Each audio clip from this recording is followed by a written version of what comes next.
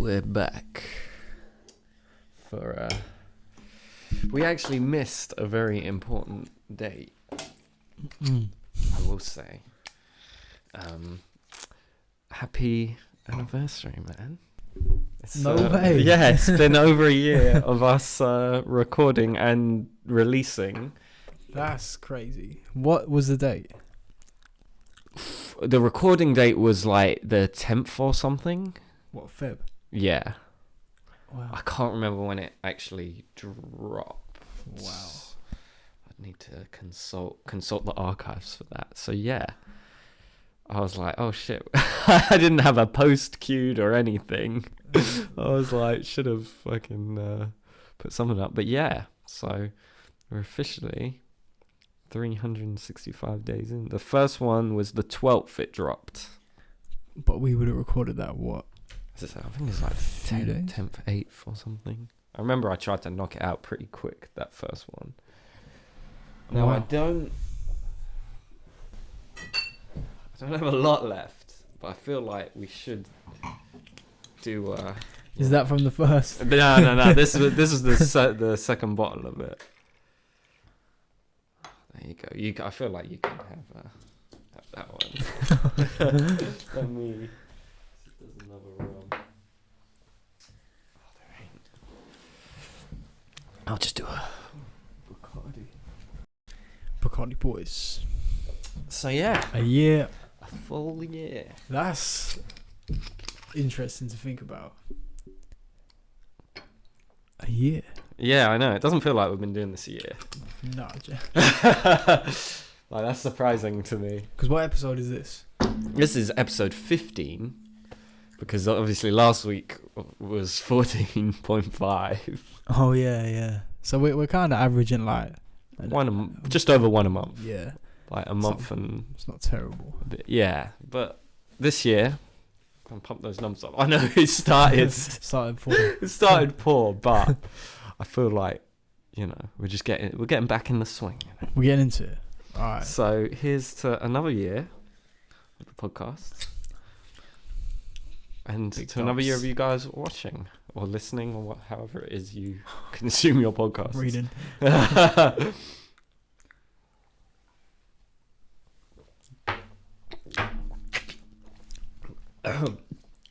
Oh.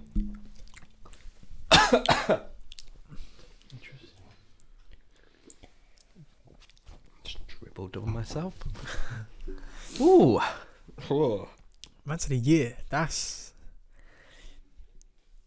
I don't know, like time. I've broken your mind to start off this podcast. I didn't even think. In my head, it was always like March. Yeah, I thought it was like the end of February, because when it popped up on my Snapchat memories, it was like, because obviously we filmed the pod then went out. Yes. And it was us out that I saw. But where did we go? Oh. Fair play. But yeah, so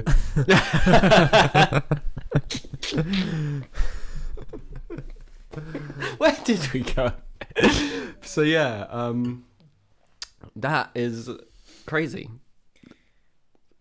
But as I said, Here's to another year. We're gonna pump the numbers up. I believe in us. Yeah, we can do it. There's a lot of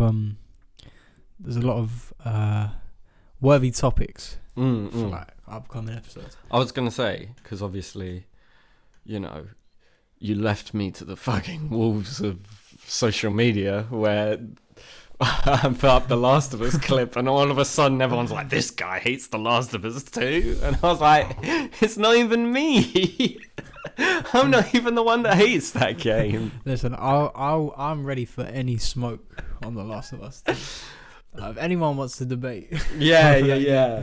The worst part is I could tell it was just people that like watched the clip, because they would bring stuff up and I'm like, but we talked about that in the episode. Like, oh, you're just forming an opinion having not played the game. And I'm like, but I say in the fucking episode that I haven't played it, so I need to form my own opinion.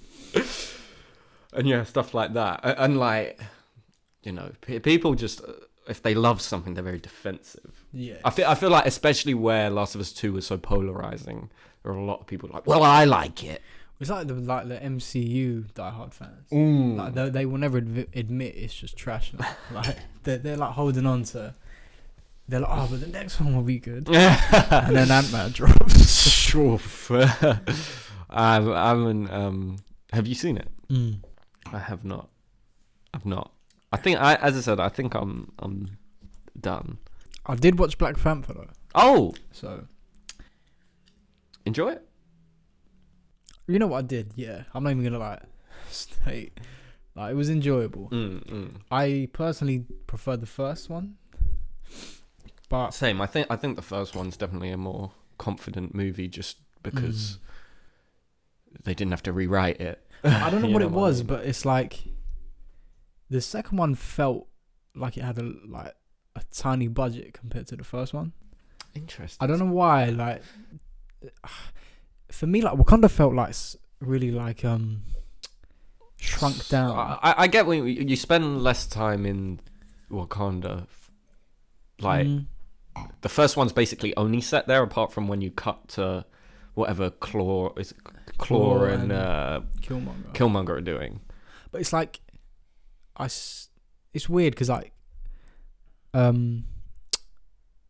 feel like the first one spends more time out of Wakanda, yet the second one like still Wakanda just didn't feel as I get what you cool to me. Like I don't know, maybe it was the way it was shot. It felt really compressed like when I was watching it. I don't know what it was. Like to me, it was just the cast shrank. And yeah, obviously Daniel Kaluuya wasn't in it because he was filming Nope. Yeah, so you didn't have him. Obviously, Angela Bassett dies. Spoilers. Sorry. Already, so I had someone crying in the comments over Last of Us 2, like, thanks for spoiling it. If you haven't played it. I was like, why are you scrolling through like this old game? Yeah, obviously she's not in it. Obviously, like. Well, and they kind of sideline, I can't think of her name, Denai Guerrera's character. Yes. And give her that lame costume. That costume was one of the worst things I've ever seen. What, the one they all get? Like the main... The blue one with the eyes. Yeah. Where she's, I forget what they call it, something owl or something, isn't she? I can't remember, but I was like, that is a terrible costume. You need to, we need a redo on that one. Yeah, maybe we'll have we'll dive into that a bit more. Yeah. There's stuff like that. Obviously, The Last of Us, most of the shows come out now, and maybe by the time we film the next one, it will all be out, or all but one. And obviously, Black, we manifested into dropping, so at least his single will be out. Yeah, I can't remember when the album. I think the album's not till late March. So it is March, isn't it? Yeah, but the first is when the singles drop, the title track. So. Yeah, we'll leave that for the next pod. Because this pod, we're gonna try, although we're already 10 minutes in, we're gonna try and we're doing the party podcast. The party podcast. So, so we done Drake. Yeah, we did Drake. Weeknd. Then we did the Weeknd, and that was Party's turn. Yes, Podcast Next Door. It's definitely going to be the name of this episode.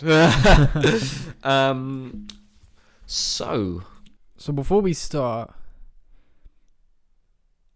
are we including Party Pack? We'll talk about it, because Party has less albums than Drake. I think it makes sense to talk about it, but I won't put it in the ranking because it's a bit like Care Package. It's too scattered. Yeah. You know, it's a lot of eras in there. And are we doing both colours? We'll talk about them separately. We'll do them in like release order. Whether you want to put them in a ranking together or not is up to you. Okay. We'll decide that towards the end. So we're gonna.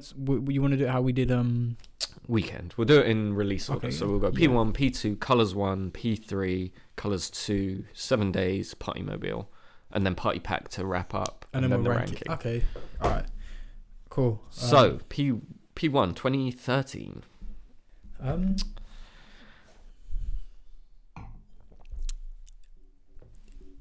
19. Living like a dope boy.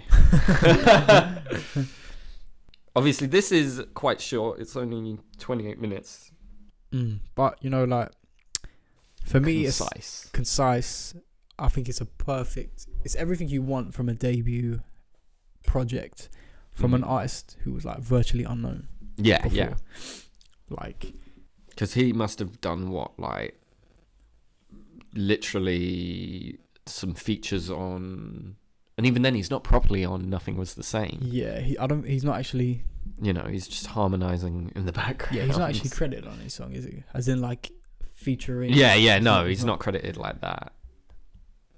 Yeah, you literally have to dive into the credits of the song to see him. That's as. Yeah, so like, whereas some artists, they might blow up off a single, then release an album. This was like, you know, his first body of work. I was going to say, this is a bit like House of Balloons, where it's literally here's me. You know. And yeah, I don't know where to start. Like, for me, I think there's no misses on this project. Like, I agree. I think this is a pretty perfect, not just debut, just project in general. Like, it's concise, but nothing's wasted. No, you know what I mean. It's one of them melancholy type. Yeah. It's short, but it like packs so much into the runtime of the project. Like, you never feel like 5-10 seconds are wasted. Yeah. And like, it just perfectly captures like the feeling of being a party. Like, his name is like a perfect artist name, because it really does feel like you're just at like a house party having a good time. Like, you remember when we talked about Take Care, and we were like, him and The Weeknd, it's like Take Care and House of Balloons are at the same house party, but they're having very different experiences. Party Next Door is literally like, if there was a house party going that's having a good time, you know what I mean? Like, you got Drake and The Weeknd, it's like in the house next door in a crack house, feeling sad. They're all in Toronto, but like, you got the House of Balloons house, top floors like Take Care, the bottoms. Yeah, literally. And then like across the street and like the slightly nicer area, literally you got P1 playing. Like they're outside, there's like a pool in the garden, like yeah. Women are like skinny dipping, they're probably still doing coke, but like having a good time doing it. They've got like an inflatable pool out. Exactly. You know what I mean? Like, they're having a good time, because that's about the only, and it's not even a proper negative, it's about the only like thing I can take note of, is that this is one feeling. In a good way, I think it works. I could see someone going, "Oh, it bleeds together," but to me, I think it's just a good, like, you put this on, and you're just like vibing, having a good time. It's not like nothing's gonna take you out the experience where you're like, "Wait, what the fuck?" No, it's very cohesive, the album. Like, if you go through it does flow very well. Obviously, I don't want to talk about the other ones too much, but like, if you compare to like something like P3, where it's a bit more disjointed. Yeah.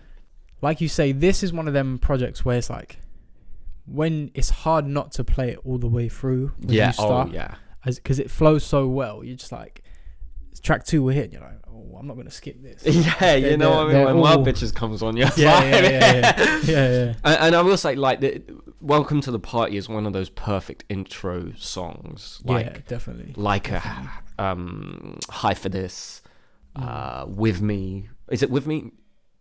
Yeah, it's With Me. That's the first division on the first album. And what's Take Care's opener? I put that. Not Shot For Me. Over My Dead Body. I'd put that like in the conversation as well. That's fair. It kind of reminds me of that. Yeah, but I also mean in a way where it's the first song, first project. Like, it almost makes you want to listen to their albums in chronological order, because it sets it up so well, you know. And Party Next Door, Welcome to the Party, and it feels like it gets you amped. I like how it's different as an intro track as well. Whereas like some of like Drake's intro tracks are like 6 minutes. Yeah, beat switch. This is like what, a minute long. Yeah, literally. You know, like, it's just vibes. It takes you from 0 to like. It is literally like an intro, like an intro to a show. It's like short, sweet. Like a great like or a great like movie intro, like the Dark Knight heist. You know what I mean? Where it gets you in, you're invested. You're like, yes, what's next? You know what I mean? Like it doesn't drag on. Yeah. You know, you're not like, oh, okay, cool. Like the perfect thing to contrast it with. I know you were saying like, oh, I don't want to dive too much, but I think High Hopes is the perfect opposite. Where High Hopes is this long, very sparse, you know, there's a long build up, you know, he's not really saying a lot to start with, and then it's almost like he's like zoning out on the track.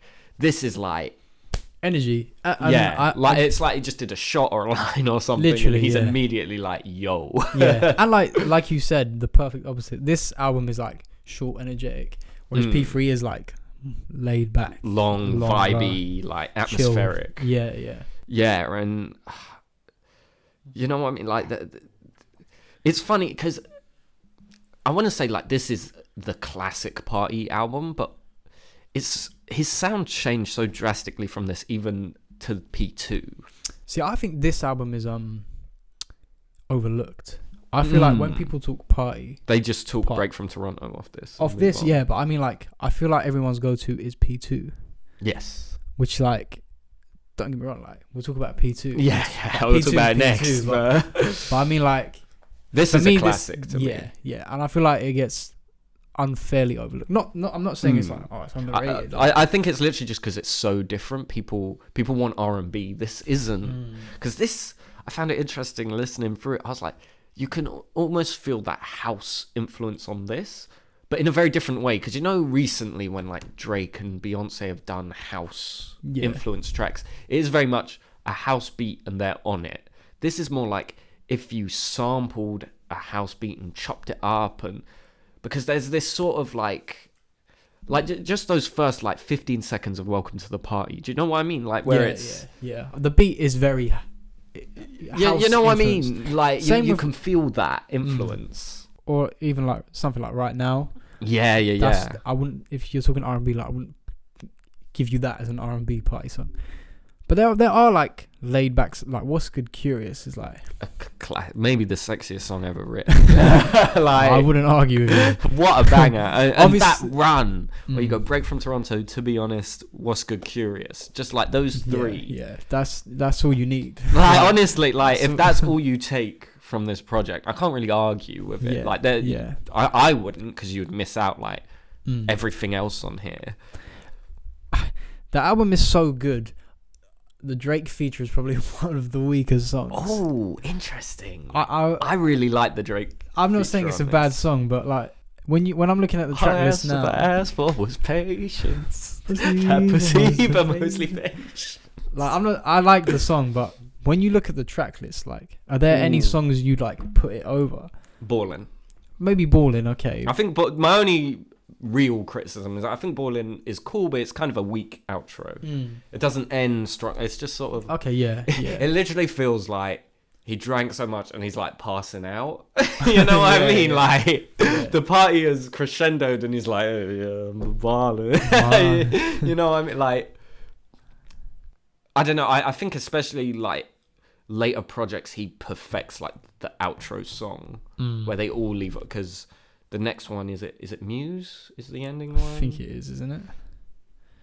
Muse, yeah. And then the one after is Nothing Easy to Please, which is the perfect outro for that. Like, I think all of them do a much better job closing than this. This sort of leaves you wanting more, where you're like, oh, let me go to the next album, which is good in its own way. But I do. Ballin' is, if I had to skip one song, it would always be Ballin'. I think I agree. I agree with you there, but it's just I for me it's like a compliment to the album where like it's so good. It's like no one's turning on P1 and going over here though. Do you know what I mean? Like I like the track, but do you know, like when you're in the mood for P1, is that like one of the first songs you go to? Only because it's this. Even though they're Toronto artists, this is the Miami vibe, which you only get on like Nothing Was the Same. It's just like You know what I mean? Like that Miami where you feel like you're out like driving around. Yeah, the beaches there. There's it's like a women. You're going to whatever Miami strip club. You know what I mean? It's you the perfect feel like song to play in like the whip. Yeah. Like literally, like you said last pod, the Break from Toronto music video. Yeah. Like you're just in a Jeep with no roof, driving around. Like the atmosphere is something that he gets so right immediately. Yeah. And I mean, Break from Toronto has one of the best samples ever in history. I think it's so good like I can't listen to the Miguel original. Yeah, you're just waiting for the beat drop. Yeah, you just want to hear like those in the you know what I mean? It's so good, and this is where Party is heavy on the production, because I think that's something people forget where we talk about Party as a writer a lot. He produces, I think, every track on this, or at least is involved in the production. And I agree with you there, like heavily. That's the main thing I miss. Yeah. From Party is him doing his own production, because like he was good at it. Like he was, as I said, the production, nothing sounds like this. And like as we talk about the further albums, one of my criticisms is like you do feel like along the way he loses a bit of his sound, and I guess you could attribute that to the fact he's like less involved with the production. Because he's doing everything here. He's writing it, he's singing or rapping it, and then he's producing it. Like that, it's literally him. You know, it's a bit like Division, where it's very internal. You know, it's 1985's beats and Daniel singing. Like it's very internalized, and I think that's why they're the one person I forgot to bring them up last pod, where you talked about. These days, a lot of artists don't stay true to their sound. I think they're the exception to that, where I'd point to them and go, even though they change album to album, they still know what they want to make. If I play you a song off the new Division album, you'll still go, oh, Division. You know what I mean? They're still. It's not like they're chasing a sound. Yeah. No, I agree. But. Yeah, man. P1 is so good, you almost like don't know what to say about it, if that makes sense. Like I don't. Yeah, like I can't really go track by track because I'll just be like, yeah, great, Wild Bitches, great track, Relax With Me, great track. You know what I mean? Like it's just so good. Like it's short, it's sweet, it does what it needs to, and there is variety. I know we're saying it is a very cohesive project, but there's variety in here. Like. It does slow down in that like Break from Toronto section. Yeah. So you get like Wild Bitches. I know Relax With Me is a bit slower, but then you get Right Now, which is like energy. Relax. I feel like Relax With Me is still quite in that. Yeah. I feel like they're almost, apart from the first two, they almost work in threes, where it's like Wild Bitches, Relax With Me, Right Now are kind of a similar vibe. Then this. Oh wait, but Make a Mill kind of breaks it. Yeah, but then Break from Toronto, to be honest, was good. And then Over Here kind of picks it up a bit. Yeah. You really don't like that Drake? I love that Drake feature. That's one of my favorite Drake features. No, I like it. I'm not hating, but I'm saying like the album is so good. I get what you mean. Yeah. For me, I'm like, you didn't need. I don't even care. Like, there's a Drake feature on it. I'm like, do you prefer it to his feature on The Zone? Because to me, this is like that in the sense. This is their sound. You know, this is them in the Miami sound. A bit like The Zone is the Take Care and House of Balloons or Trilogy sound, because it's on Thursday. This is a bit like Party in Miami, Drake in Miami. It's like peak Miami Drake, peak Miami Party. That's a tough question, man. Because Drake's verse, like, don't sleep on his verse on The Zone. I'm not. I mean, if Podcast is an art, you know how many fucking artists I know? That's the greatest Drake line in the history of Drake lines. Because they're both. I had to jungle, pick up my Ethiopian goddess. He was in his bag. They're both good verses. I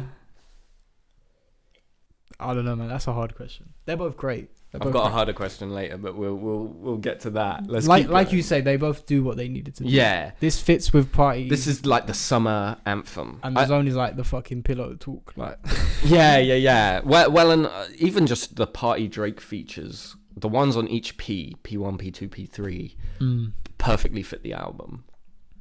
Yeah. Like, it's a credit to both Party's versatility and Drake's versatility that those first 3 features, none of them sound remotely similar. No, absolutely. And if you played them back to back to back, I know we're like party fans, but like I feel like you would easily be like, that belongs with P1, that belongs with P2. Yeah, like, they are distinguishable. Like, even this and Recognize, because they're the most similar, right? Yeah. Because obviously Come and See Me is very slow, laid back, sexy, sad mixture, like atmospheric song. So it fits P3 perfectly. But Recognize and Over Here are both like upbeat. But they don't sound like... No, I don't know. They don't... No, I agree. Yeah, you're right. Yeah, you are right. Maybe it's just because, as well as Party's versatility, Drake's sound does change so much, because this is him going from Nothing Was the Same to If You're Reading This. And that's maybe the biggest switch up Drake had. It's either that or his switch up to Views. I feel like that's the biggest shift in Drake album-wise. Because obviously then you get... Nowadays you have like Honestly Never Mind, but it's like an album. Like, I don't know. Yeah. But it is interesting because on Recognize, like Drake's kind of like harmonizing in that type of Nothing Was the Same vibe. Yeah. And on this, he's more rapping. Obviously, it's not. But this is thoroughly, to me, like Nothing Was the Same rap. What over here? This is like, it reminds me of what's the second song on Nothing Was the Same? Naked Women Swimming. That's Just How I'm Living. What is it called? It's like Tucson Leather, then not Furthest Thing. What's this? It is Furthest Thing. Yeah, Furthest Thing. Furthest Thing. You know the second half of Furthest Thing. It's almost like that. I'm thinking of when he's like. Yeah, no, where it's somewhere between psychotic and I can't. No, not that bit. The second half where it's like naked women swimming. That's just how I'm living. You know what I mean? Where he's just spitting. It sort of feels like that, even though he does reference jungle, and that does make you think if you're reading this. So I don't know. I see what you mean. It's sort of the sweets. To me, this is like peak Drake. That's why I like that feature so much. I'll be honest. It's because that's like, I know there's Take Care, but we already went through this in our Drake podcast. If you want to listen to that, click the card above Aron's head. Because Take Care is not the best Drake album. But you know what I mean? It's like that peak, as I said, it's that Miami. Like, I don't know. And this whole thing feels like Miami. Like, even though Party is a Toronto artist, it just... There's this different atmosphere that he has at this point. When you listen to this album, you just have... I don't know why. It is always the Jeep from Break From Yeah, like... But he's like driving down, like a Miami strip with the palm trees. Yeah. It's that. It's always that in my head. Whereas the next album is Toronto. That sound. Let me get some Bacardi. Oh, yeah, absolutely. I suppose before... Because as I said, this album is so good, I don't fucking know what to say about it. Favorite tracks before we move on. If I put gun to your head and was like, I don't know, pick 2 or 3. If we do 3, we'll do 3. I think that's what we did for Weeknd. I think it was. What's Good Curious, I know is in there somewhere. Has to be. As I said, it's like the sexiest song ever written. Yeah, I'd put What's Good Curious. It's like that and Too Deep. Yeah, Too Deep is a bang. Right Now. I love Right Now, man. Yeah, so that's... as far as like energy party. So Right Now, What's Good Curious. I think I'd have to put Break From Toronto. I know it's fair. Like the basic party. I would put To Be Honest instead. I like. Okay, yeah. No, that's... see you in the city. You know you'll hit me. That's the only one where he's in that R&B straight up R&B bag. You know what close I mean? Just here's it close. Yeah, you know what I mean. But I love it because it's still. That could easily be a Marvin's Room type feel, where it's like, you love someone else. But it's almost sad in the same way. You know what I mean? You're almost like, you're like, it is what it is. Yeah, But I don't know. It to me, it's the perfect. Settle down. Yeah, it's all over your face.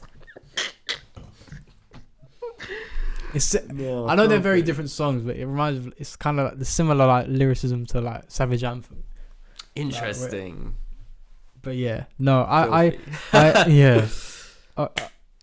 Good. So what you're putting? To Be Honest, I'll pick some different ones just for. I've got to put What's Good Curious. To me, that's the. If I had to pick one song, it would be that. Just because. How can you not? That's like She puts on her ice and weave. Yeah. You know what I mean? We're if vibing. you pop on Twitter and a girl's like, I like Party Next Door, you know she's gonna bust. She's gonna be like, Party gets me wet. You know what I mean? Like, I love it. Like, I'll go with that. I'll go with Welcome to the Party, just because it's such a good. It is a banger, yeah. I didn't put it just because it's short. And to be honest, okay. But you put Break from Toronto. That's short. True, it is. Yeah. You know what I mean? Like, yeah. You're right. There's like 4 or 5 songs on this. You could tell me like it could have another verse, and I wouldn't argue with you. Wild Bitches honorable mention. You do have Wild Bitches. To be fair, no, that's a goated, absolutely. And I love that song because it like tricks you. You're like, oh, it's over. Yeah. And it's like, no, it ain't. Yeah. Although I don't know when he's like, my bitch vanilla. I can't follow you down that path. So P2. Let's go. Is the following year. So he must be like what, 20 when this fucking masterpiece 2014. dropped? So this go on. You start. I'm gonna start. This is maybe the most underrated album in the history of R&B. I don't know how this isn't talked about in the same breath as like modern R&B, like House of Balloons, Trap Soul. What else would you? It's throw better up than there? Trap Soul. That's what easily. P1 is as well. P3 is as well. P3 is as well. We said that in the first podcast we did, I think. But yeah, like P2 is like GOAT status for me. Like this album's insane. Every time I listen to it, because I did the same thing I did with Drake and Weeknd for this, where I like listen to all their albums in order. Yeah. And when P1 finished, I was like, man, P2, like, I love P2, but it might be hard to top this. And then P2 kicks in with maybe the best intro track I've ever heard in my life. Banger. He slivered immediately. No, you're like, that's. If I know we said like Welcome to the Party does set the vibe, but this, I don't know. He like masters it here. This is like a proper song, like where P1 is an intro. This is like, I don't know. Like, it's just you just. I don't even like know how to like describe how good this album is. This album, like, see, I gotta be honest. When I first listened to like P1, 2, and 3, I didn't like it. Interesting. Like, I think I remember you telling me this. Yeah, I thought it was. I was aghast. I thought it was the weakest one when I first heard it. Like this was, like my first listen. I was like, I was like, it's good. But for me, P1 just had the energy, and then like for me, P3 mastered like the laid back, faded, like sexual vibes. I get what you mean. It didn't catch on, but like now, like I admit, I'm on the same page as you. I think it is like one of the best projects in its lane. I was going like for modern R&B. I just don't know what I would. And ever... that's the key phrase, modern R&B. Like, you name me like an album that is better than it in modern R&B. Genuine, like the because something like House of Balloons is so alternative. It's almost hard to think of it as R&B sometimes. You know what I mean? Like it's so right. Cracked out, different. The weird teenagers listen to like the Weeknd. We're Weeknd fans, but do you get what I mean? Like, if you wanted something different, you listen to the Weeknd. If you were a normal fan of like R&B, this was like your go-to. If you want if you're with a girl and you're vibing at your house and you want an album to put on your speakers, there's no album better than this, because there's no song that takes you out of the moment. This album is so it gets its atmosphere because you know what, like there are sexier songs, like you know, you could look at something off of House of Balloons, but then when fucking The Knowing kicks in, you're gonna be like, or initiation, or I feel bad. Yeah, you know what I mean? Like you can't just play Trilogy end to end if no, a girl. No, yeah, I mean, maybe you could if she's like, if you and her are fucking racking up on the table. If you're like a fucking edgy white boy. Yeah. If you're us when we're 18, you can. If you got the riz, you can do it. If you're Adolf Hitler, maybe. If you're Risley better, you can get away with it. Riz Ahmed, like, you know how it is, but if you have no riz, you don't need it. I if agree. you've got this album play, like, you know what, like, nothing takes you out of that moment. That's what I like about P1 and P2. Yes, where P1, it's hard because, like, we just said P1 is refined and it flows well and is cohesive, but this takes it to another level. Yeah. Whereas, like, P2 is its own sound. Like, it's hard to explain, but you know what? When people talk about modern R&B, they're like, House Balloons changed the face of R&B, and it's true. It created a whole new, like, alternative R&B sound. Yeah. This did too. No, definitely, yeah. And it doesn't get the credit it does, because I said it last pod. Tory Lanez changes his whole sound the second this drops. He starts trying to sing. You know what I mean? Like, as I said, if you listen to the first Chicks tape, it's kind of weird. Like, I don't know. It's not straight up R&B in the same way. After this drops, you get that more singy, but also, like, trying to be sexual. But, you know what I mean? Trying to be, like, edgy almost. But not edgy in the sense of, like, I'm going to fucking rack up a line on you. Just edgy in the sense of, like, we're going to be Will I Call You? Let's find out. Like, I don't know. Like, and Bryson, like, I love Bryson. Bryson's a great artist. He is not on the same level as Party at all to me. And the thing I always find interesting is I always like to think, like, if P2 dropped tomorrow, I feel like people would lose their minds over, like, the quality of. I think people forget how good P1 and P2 are. I don't know what people were doing in 2014, but, like, they clearly weren't, like, listening to Party. Because, you know, I mean, when people talk about this album, they only really talk about Recognize, because it's the Drake feature.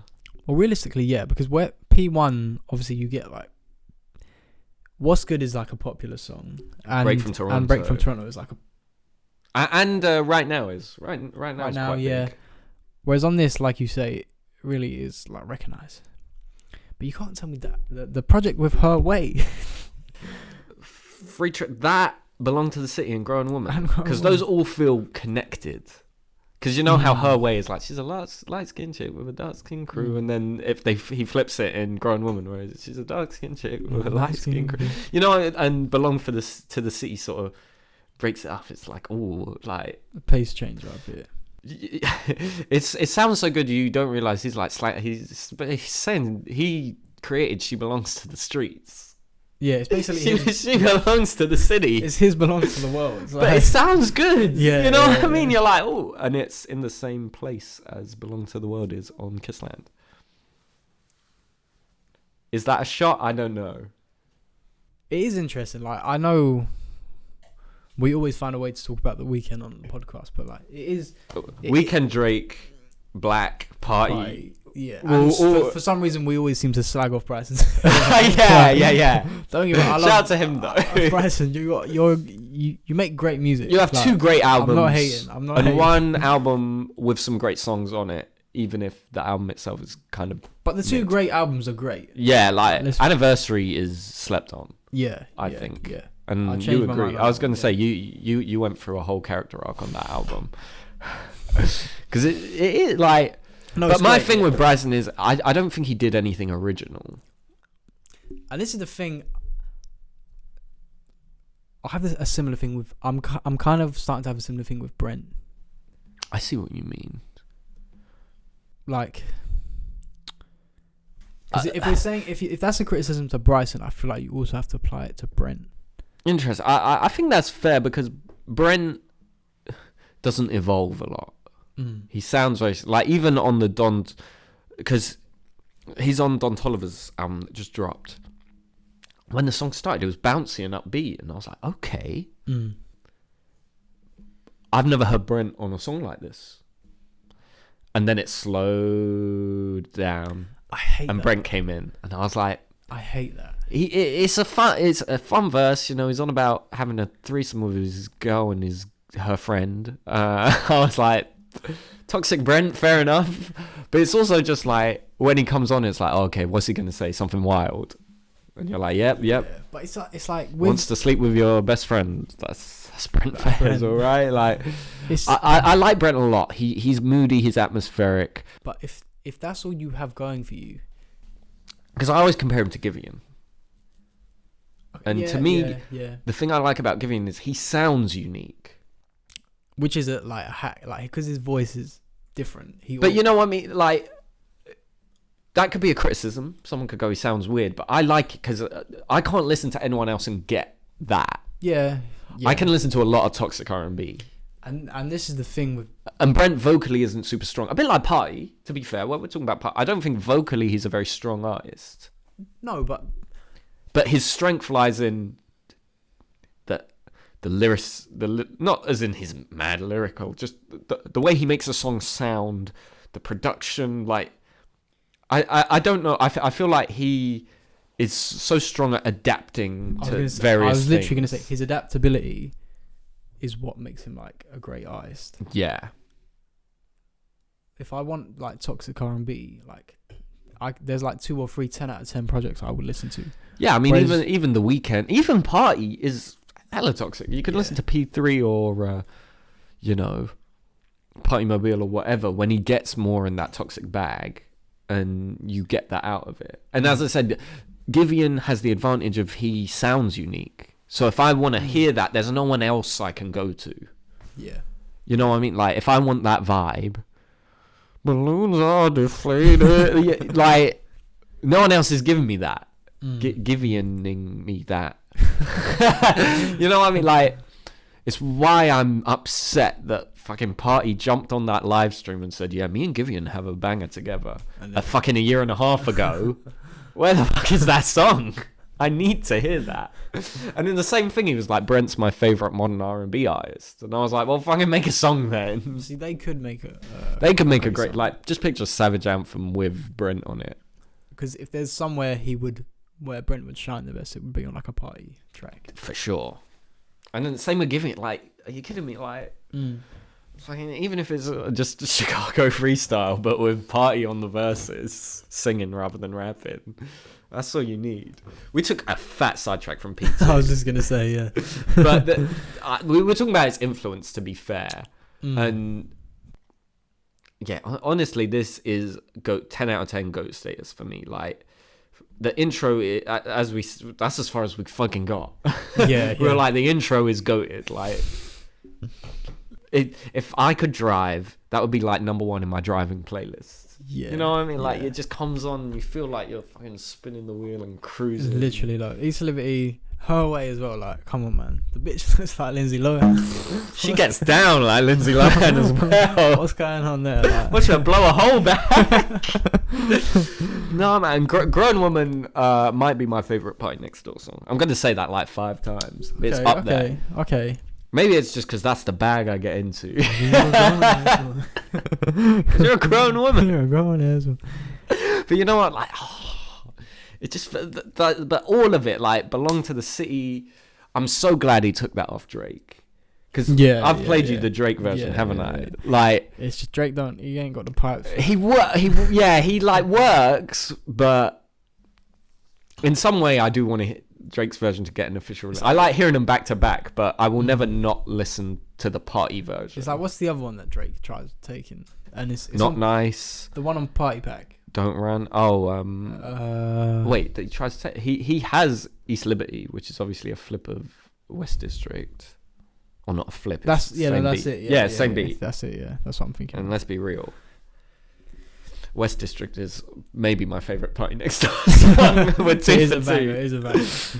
Strippers in the club and my cup's half empty. Yeah, because the best bit of East Liberty is when he gets in that, when the beat switches and it's, I went to Erykah Badu's house. She made tea. You know what I mean? Like, when the beat switches from West District, that's the best part. That is a banger though. Like, East credit Liberty to Drake. Like, she's not here right now. They both did their thing on it, but West District smokes. What's the Drake one called? East Liberty. isn't it? No, wait, East Liberty. Days in the East. Days in the East. Yeah. Spending on my days on the East side. Oh. Yeah, like smokes it. Party smokes it, but it's still a great Drake song. If you didn't know West District existed, I would enjoy it a lot more. Because I do like the bit when he breaks it down. As I said, when the beat switches, I think that's the best bit of the song. Because Drake is better at. Yeah, he raps at the end of the day, like, and it's like that perfect, like Drake, like not conscious, but where he's just sort of flowing, where he's not trying to like do other things. He's just like, put your left hand on the Bible for the boy. But yeah, fuck, we got to talk about Sex on the Beach because it has the same beat as that fucking Sam Smith song. Fuck that song. This smokes it. I don't care what nobody says. I agree. What is it called? Latch. Yeah. Fuck Latch. This is my most controversial. Whenever I bring it up to anyone, they're like, Latch is a great... No, fuck that. Sex on the Beach smokes it. You kidding me? But who had the beat first, man? Who had the beat So first? Party had it first, but Latch drops before Sex on the Beach. Because it is the same beat. It's a bit exactly like Deja Vu and Exchange. Yeah, it's exactly the same. But I don't think anyone steals it. Right. I think like Disclosure get it off of Party's producer, like co-producer, whoever it is. No, Sex on the Beach. Yeah, it's superior, man. Come on, behave. You want to have a Sex on the Beach. So fuck were you fucking amazing song. Obviously, like we do have to talk about Recognize. Of course, it's the most iconic song off this project. One of his most iconic songs, like. Yeah. Probably his most, maybe Break from Toronto is. One of them is. It's one of those two, I think. It was up there. The Recognize was a bit. I was going to say, if I say Party Next Door, you're to a normal person who's only heard the bangers. They'll go, oh yeah. Who do you fucking see? That might be Drake's wildest bar. Credit to, because I can't know. You know what I mean? I'm curious. I just want to know, man. How you I don't get those snow tires for your Mercedes. Oh, what a fucking song! Like, because it's long, it shouldn't work. Yeah. You know what? Like, yeah, because the chorus gets it a few times. You know what I mean? Like, and there's not a lot to it. You got bitches. Well, I got bitches. Yeah. But it works so fucking well, and it fits this album. Perfect, because this album has like no rap on it, so it should be like what? That's a good point. Yeah, like it. But whereas because it's that, then Options, isn't it? Yeah. Which might be Party Next Door's best song. It is. It's a laid back one. Options makes me want to like go to the strip club, like go into fucking debt. But it's like it's them ones when you're like you're on a chair like that, and you're like your mind is gone. You're like, why do you do that? Like, met you in Houston because he's literally licked. You know what he's like? Met you in Houston, but you're from Dallas. No, you're from New York. No, fuck it. He's literally like, oh, none of that. It's literally that though. You're like sitting in the chair. You're gone. Like you're like, whoa, like titties, man. Like, that's the thing. It fucking slap. Like, and I love the like little call in the middle where the girl's like, I like Toronto. Yeah, you intrigue me. She said, like, it's such a good. As I said, this whole album, the atmosphere is like perfect. No, he nails it. Because like fuck what you recognize and Options fit so well together. Once again, he kind of pairs things together really well here. Because then you get Thirsty Bout It and Muse, which are a great outro, and before that you get Grown Woman, Belong to the City, Her Way. And then SLS, which are similar, like Beach, Liberty. You know what I mean? I feel like it sort of gradually shifts in sound. Because Her Way, Belong to the City, they're slightly more upbeat. Then whereas Fuck What You Recognize Options are very much that, like, as I said, it's like a strip club vibe. Like you're just and then it slows down. And then then you get Thirsty Bout It and Muse, where it's just like pure sexual. You know what I mean? And then East Liberty, SLS, Sex on the Beach are like a good time. Like it starts you off. It's almost like it's not coming down off the previous project. It's like the vibe is shifting. Yeah. You're not just dancing shot in tequila or whatever. Now you're locked eyes with a girl and you're like, oh, let the Grizzly Bear come out. Like the lights are about to come on. Like, who you home with though? Like, I have a Jeep with no roof. And yeah, like, it's just a great fucking project. The only criticism I'll say is I think the cover's kind of mid. Especially compared to, I think P1 has a great cover. Like, I just love that, because it's like him blurry with the city lights. I do like the P1 cover. And P3's cover's kind of trash. I think P2 and 3 both have weak covers. Like, yeah, I think they get worse as they go on. Because then what? Yeah, 7 Days of Whack. It's just like him chilling. They're all kind of, Partymobile. I mean, it's kind of a criticism of all his projects. I like Colours 2. Colours 2 has a nice one because it's like this. Yeah, Colours is cool. But Colours 1 as well. Or admittedly changed it for the drop, but both covers I like because it's just like colours. It's the colours.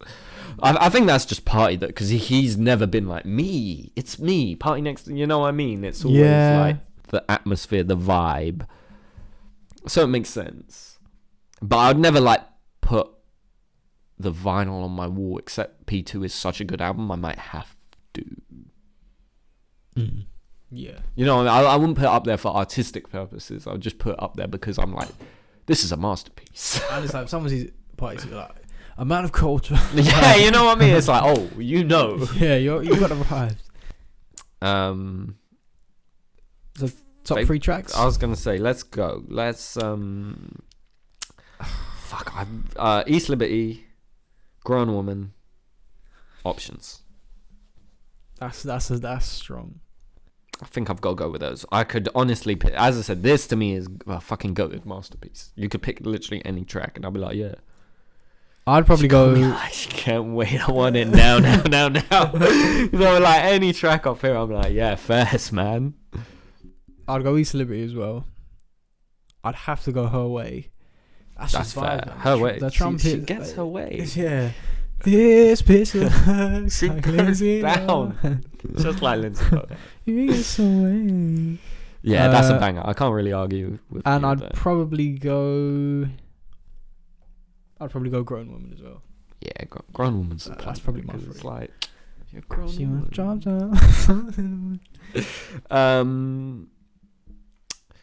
I suppose the only thing the beef. Do you think Options is a shot at Weeknd? I don't know, man. Fuck all the hugging and kisses. I fuck all their bitches. I don't know. I think man. it is. It has to be. It probably right? was because I know they have to this day. And he's like, there are like quotes of him. Are there not? Does he not like outright say stuff about Weeknd? He has talked about Weeknd directly in one interview where he's early on in his career.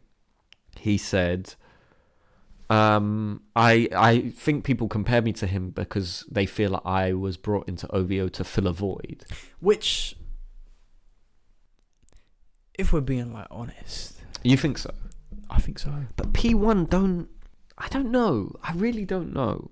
I mean, I think he was in the sense of like Drake wanted to sign Weeknd and it didn't work out, and he was like, I need a new artist. That's what I mean. I don't mean Drake was like went on LinkedIn and was like moody R&B. Yeah. You know what I mean? I mean like Weeknd left and he's like, I need like a new someone guy. to give me the sound, because the sound shifts. Exactly. Because Drake always he collaborates so heavily with people. You can pick album to album who his influence is. Like you can go, oh, Take Care influence was The Weeknd. Nothing Was the Same, and If You're Reading This both have Party influence. If You're Reading This shifts more to like Migos, Future. Yeah. And then obviously we get the tape with Future, and then Views is like kind of Rihanna and all sorts of like dancehall. Yeah, dancehall sounds. And then More Life UK. Yeah, More Life UK, and then Scorpion, who the fuck knows? Fucking shit. And then yeah, but you know what I mean? Like Drake is always, he doesn't bring the vibe. He like adapts your vibe to him. No, 100%. I think a lot of the thing between Weeknd and Abel comes from Drake. Weeknd and Party. Yeah, because you said Abel. Oh, sorry, yeah. Yeah, because there is a Drake quote pitting them against each other, where he basically says, "Take Care was the Weeknd, but this new sound is better." Literally, yeah. So nothing was the same. He kind of set it up a bit. Because there are early party songs where he breads the Weeknd. Oh yeah. He has a leaked song where you can hear him say her playlist stuck on Party and the Weeknd.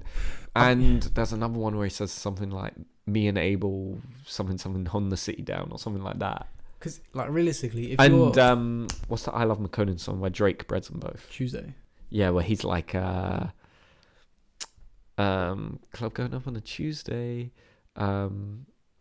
She only listening to Party on the Weekend or something. He breads them both. I can't remember what the bar is.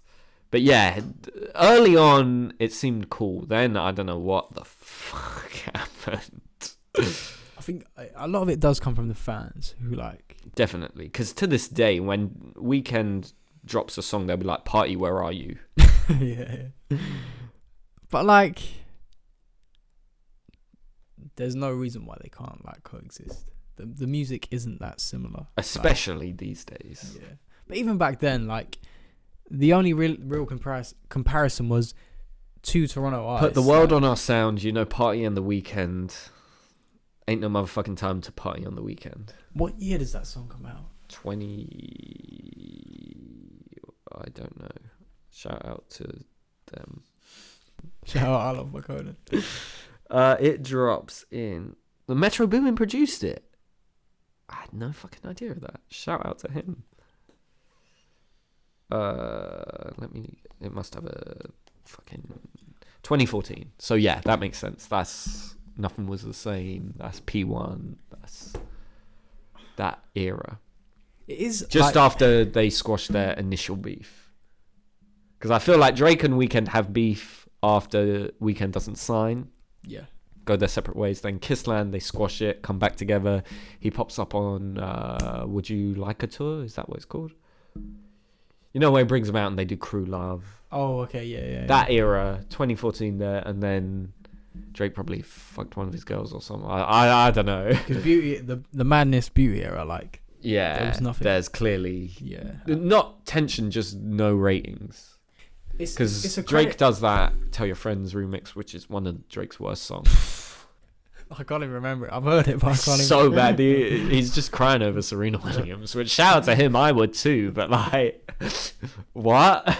You take that Kanye, whoever made Kanye, that beat, that Adolf Hitler beat, and which is immaculate.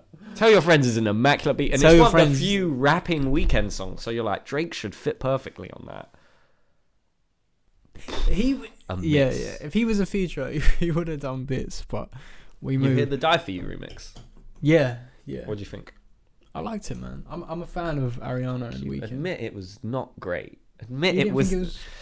She sounded weird. I like Ariana and Weeknd when he's on her songs. When she's on his songs, I think they're kind of weak. I feel like she definitely doesn't put as much effort. You know what? Well, and just I don't think her sound fits with his sound as well as the weirdly. I kind of agree. Because Save Your Tears remix with her vocal range, because she's very high. She sounds a bit weird on Save Your Tears because she's trying to do that weird British thing. Save Your Tears. I saw you dancing in a crowded room. And then like, I didn't mind the Die For You one though. To be honest, I thought she was alright. My thing is, it's one of Abel's like most beautiful songs. And it's just... I hear it, yeah. Fine? I hear it, You know what I mean? Like, if you're going to remix it, do it fucking properly. And it's so random. I was thinking, like, do you reckon they had that in the vault and he was just like, let's drop it? She dropped that TikTok where she was like, when your bestie hits you up to record a remix and you spend like 16 hours. Oh, so they did. It was like a new... Yeah, because initially, you didn't see that clip where she's... altering her stems, like just vocals purely. No. And initially at first I was like, what? Then I was like, no, okay. It sounded, because it was just the stems, I was like, oh, they're doing like I Need a Girl part 1 and 2, where the remix is like totally fucking different. Because I was like, oh, this is going to be a cappella or something. Right. And then I was like, oh, it's literally just slotting out his second verse for her verse. I was like, that's... Yeah, I just don't know why. Like, why? The thing is, like, where it's like, what, 3 albums, 2-3 projects old, I was like... He should have done, like, a pack, maybe, where it's several remixes or something. Like, just maybe, being like, here you go, is like, what? Why? I don't know. I think... I didn't mind it. I thought it was alright. Like, that's fair. I don't think it's the worst thing ever. I'm like, I will never listen to it. A bit like the Save Your Tears remix. I'll just never listen to it. To be honest, same. It's like, if I'm going to listen to Die For You, I'll listen to the original. Come on. Like, you know what I mean? And same with Save Your Tears. Yeah, like, legit. Like, I'm a fan of their songs. Like, I like Off the Table. And I like, as I said, him when he could collect. Yeah, Off the Table. That's what it was called. I was trying to remember. That is one of the most beautiful songs. Love Me Harder's cool. Yeah. But Off the Table, especially, I think is like a fucking great beautiful, song. Beautiful, yeah, like they just click there. So yeah, but once again, we got off topic. Just before we move on, like there was one thing I was going to say. It's a credit to Weeknd and Party, the fact that they are like so heavily involved in 2 of Drake's best albums. Oh yeah, for sure. That's like, a fair statement. It shows that like both artists are like. Well, technically, if you're reading this, 3, like our top 3. Yeah. I fully agree with you there. I think that's a fair. It's credit to both of them. Yeah, and that you can so clearly hear that influence. Because other artists, you could be like, really, I don't see that. And it's also interesting how like different Take Care and If You're Reading This are, considering like one's Weeknd influenced. Or contributions. Well, and even just Nothing Was the Same. Like the switch up from Take Care to that is hefty. Yeah. Speaking of hefty change-ups, Colours 1, I forgot that comes before we're P3. Gonna go, okay, yes, I forgot me too. Colours 1, because obviously on Spotify it's just Colours. Is the real Colours 1 on Spotify? Track list. No, click on Colours and it's all of them though. So, but the first 4 is Colours 1. Colours 1. Okay. Let's Get Married might be Party Next Door's best song. I take a shot every time. Honestly, because it is a banger. It's. I love the beat. The beat is. Oh, so cool. Especially the like outro. Yeah. Where it like drops out and it's just like every now and then again he comes in. Like. It's very concise. So it is. We talked about this off camera, but people are probably going to be like, why are you talking about Colours? It's 4 songs. You didn't talk about Scary Hours. That's 3 songs. I think the difference is Colours is cohesive. Yeah. It's Party doing a sound. Yeah, whereas like Scary Hours is like, I want Random to have Drake a song songs. in the chart. So yeah. And as I said to Aron when we were talking about it, to me it's more comparable to Melancholy. Yeah, where it's a focused EP with one sound. Definitely. Because what is the actual year it drops? On here it says. Yeah, I think it's 20. I think it's this year. I think it's 2014. Yeah, let me check. The fake one on Spotify says 2017. Yeah, because that's when Colours drops. 2 drops. Also, shout out! I didn't realize Canada spells colours the same way we do, with the U. Damn. It's December 2014, so it's the same year as P2, which makes sense because it is very much similar. Probably the Lucy's. Probably from P2, because they are a bit more atmospheric. I would say it kind of eases you into P3 in a way, where it's like here's some looser songs where they're a bit longer, a bit more atmospheric. Yeah, I mean, I don't have like a ton to say. It's a good like. If you're a Party fan, like you wouldn't not like this. This is like his sound, isn't it? Yeah. Like, Let's Get Married, Girl from Oakland. Those are like peak. Especially them too. You know what I mean? Obviously, Just Know he's doing something different. He's pitched his voice up. I think we talked about this when we were talking about Liability, but to me it works perfectly because it's like him reminiscing. So it makes him sound younger, because I've heard it pitched normally and I don't think it works as well, because his backing vocals are him normal on that song if you listen closely, and I think when all of him sounds that way, it doesn't fit the same way. Like I don't know, it just feels so much like someone looking back on their youth, and obviously this girl that things didn't work out with. You know, we were the original Kanye and Kim. Bound 2, man. Bound 1. You know. And then he closes it out on an upbeat note with Don't Worry, where it's more of like a... Yeah, You know. Are we just going to do P1, Colours 1, or are we going to We'll do Colours 1, then we'll do Colours 2 after P3. Because the sound is too different for me. I can't count them as one. At least in the retrospective. Maybe... It's up to you if you want it in the ranking. We'll get to that when we get to that. But yeah, to me, this is just more of a masterpiece. Like I don't really have a lot to say. It's like if you had a P2 Deluxe and you just chuck these on. Literally, you could put these 4 on the end and you'd be like, oh yeah, perfect. Like cool, like they're worthy. Yeah, of being on there. Yeah, get in the car with that fucking man. Let's Get Married is probably my favorite. If we're doing one, for me, yeah. Songs. For me, I'll agree. I'll go that. They probably go in the order. Let's Get Married. Go from Oakland, because that is a great song as well. Like, bitch, wanna be you? Like, oh, what a great song. And then yeah, Just Know I Love It, because it's so like, as I said, like atmosphere, it makes you think like, man, yeah. Even had the ring picked out or whatever it is he says. And then Don't Worry, yeah, it's like I got More by the North. Once again, that's like a strip club song. I feel like you're in throwing the ones, fucking like ones, throwing pound coins, throwing pound coins at women like shrapnel. And then we hit P3, the most divisive party album. So we've had a lot to say about this album. We have over since good Pod reason. 1. Yeah. When I first started listening to Party, straight away I was like, this is his best like project. It is long. For sure. How long is it? You've got it's 16 songs, an hour and 5. Yeah, but that's for 16, that's a long hour. It is long, especially these days.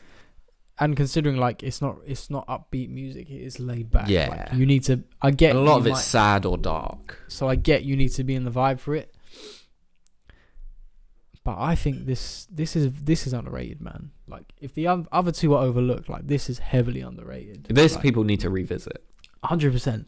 Because you always sit with Drake albums like, oh, we slagged Views off at the time. It's actually great. And I think a lot of it is when you look at what was dropping in 2016, it was a bit different. Like 2016 was very much start of the it was you're either going for like a UK type influence or you're going for like a Afrobeats dancehall start of that.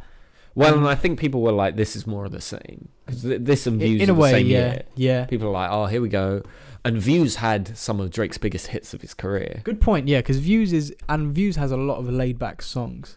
So like if you were gonna be like, if you were looking for something different, I feel like a lot of the mainstream would have just been like, why don't I just listen to Views? Yeah. Which it's fair, but Party doesn't sound better.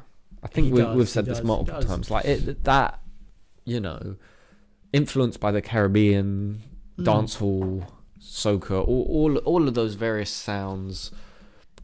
Party, perhaps because his parents do actually come from that area of the world. It's natural to him. Like, I don't know, and because he's such a good writer and he's so adaptable. Well, the thing is, like, I think where Party is a producer, that too. Producers, it's different for them. Like, they can.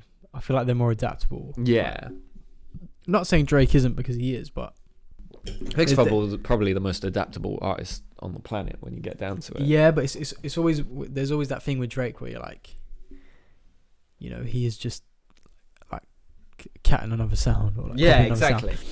Whereas Party, as I said, it feels a lot more natural. Yeah, it does. Yeah, and let's get into it. High Hopes, another fantastic intro. Sets up this album fucking perfectly. The first 3 tracks, like, you could extend it to the few after, but the first 3 tracks, High Hopes, Don't Run on Nobody, like, masterful. Nobody is like right now on like steroids. Like, I see what you mean. It's like right now, but with a bit of dancehall in it. It's yeah. You know what I mean? Like a little bit, like it's not a dancehall song, but it's influence. He's looking at that sound and merging it. And I just like that. And Don't Run might be Party Next Door's best song. Like listen, people have a lot of stick for She's a Vegan but She Going Ham. That's a banging bar. It slaps, man. Like, come on. It's better than, what was that Drake one recently? She's a vegan but she's still beefing with me. Nah, man, that didn't hit the same. What's the one on fucking going vegan but still beefing with me? What's the one where his son was Daft Punk? Oh, Circo Loco. What's the bar on that? Which one? Yeah. Oh, there's something that is a similar flow. What, like? I don't know which one. Same beef and boys. I can't remember off the top of my head. What is it? It's just a similar flow. Like, it reminds me of that. I'm gutted Party wasn't anywhere on. Honestly, never mind. I think he would have killed a house influenced beat. Oh, sorry, not honestly, never mind. You want about Her Loss. Oh, Her Loss. Which one? Circo Loco. Oh yeah, fuck. But I associate that because it's Daft Punk. It's this lie about getting shots, but she said a stallion. Sorry. We won't get smooth swiftly on before he already posts in the fucking hot water with Last of Us 2. I'm not getting jumped over bars I don't agree with. But yeah, I mean, you're bang on the money. Like the first 3 tracks are just Party flawless. Going ham, and even then, like Not Nice is for the sound, like it's fucking perfect. Like Not Nice is when the couple of times we've heard it in the club, it fucking goes hard. You know what I mean? Yeah, as far as like that era of OVO, just music in general. Like Go On, Big Up Yourself. What else did we get? Like Controller, yeah, like Party. He probably has one of the strong ones. Like Controller's a cheat code because it's like Popcorn influence. Yeah, it's he's originally on the song, and it like you can't just diss and come tell that story. You know, it's Drake's best dancehall influenced song easily. Yeah, for me. Yeah, you'd have to say so because it's a classic. Like it's because the Rihanna one's cool, but what is the Rihanna one? Too Good. Oh yeah. Your bomba. Sit down, Bonnie. Let me see if there's someone I can teach. Only You. Greats. I love it. Don't know how is decent. I know like you like it. I do like that now. Come baby, grip on this end. You best know how. It's cool. I enjoy it. And then we get in like the fucking dark bit. I really fuck with this bit because you get Problems and Selfless, which is like if you've ever been through like a bad fucking breakup, I don't know what that sound like. It just like perfectly gets it. Like I don't know where it goes from. Like he's like 2 beautiful women, then it's like, why you want no one to love me? Like I don't know it. Like I don't know, it just feels like he's fucking sick and tired. He's like, for fuck's sake. Yeah, no, I feel like this is the reason people don't like the album though. What? Because it's sad. Interesting. It's similar to like a Thursday. Yeah. Where it's a bit out of it, and people are like, oh. It's trippy, but in a different way. That's like if you took like LSD Thursday, whereas this is like if you whiteyed, like if you smoked. Like too much, like, and that could be another reason because like P1 and 2, like we said, they're so vibey. Yeah, this switches it up. This is not a good time. I'm not having a good time. Straight up, not having a good time. You're fucking stoned type. Yeah. Like, as I said, I said it last pod. In some ways, it's like a hangover.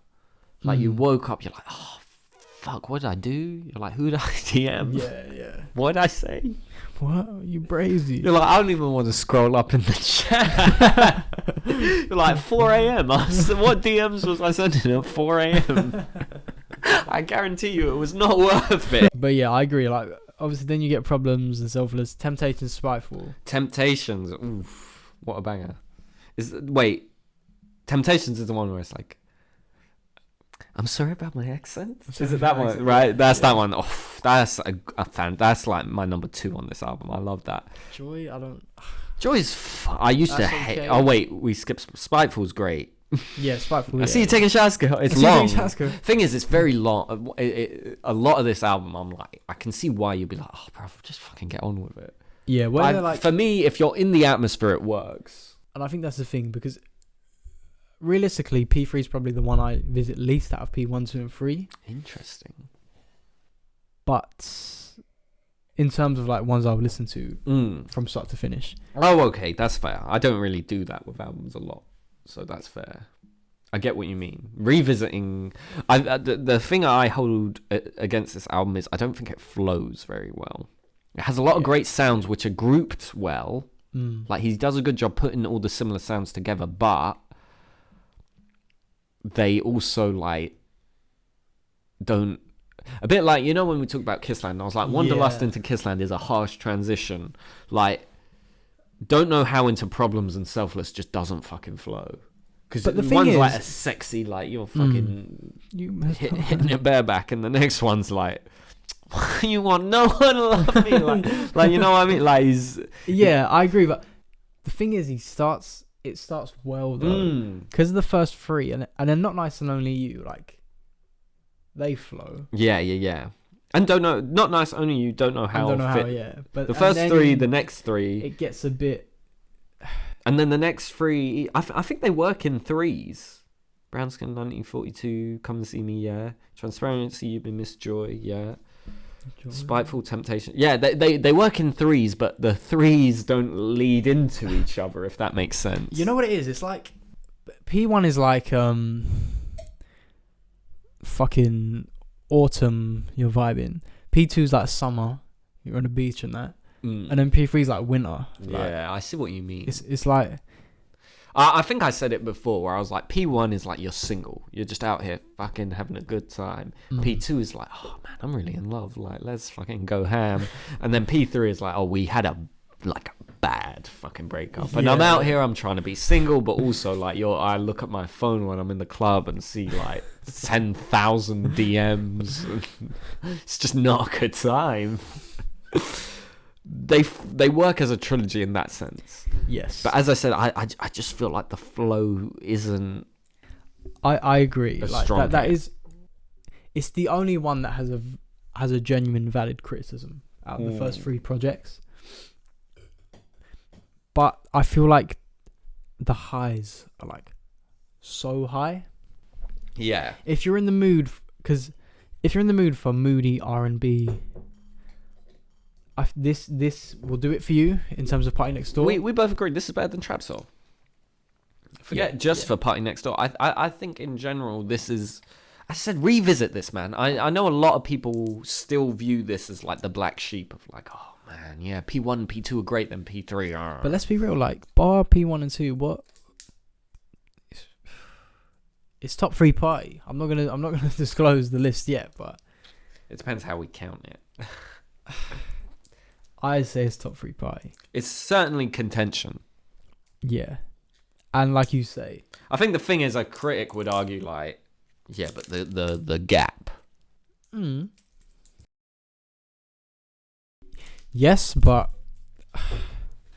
there are a ton of classic albums which have like low points. Yeah, and like the thing I like about I agree with you. If I was listening to an album end for end, this would be one of my lower ranked party albums in terms of just the flow. But then if you were like looking for a certain track, Don't Run, there's a High lot Hopes, to go Nobody, back to. Not Nice, Only You. Come and See Me, man. Come and see. So Drake features.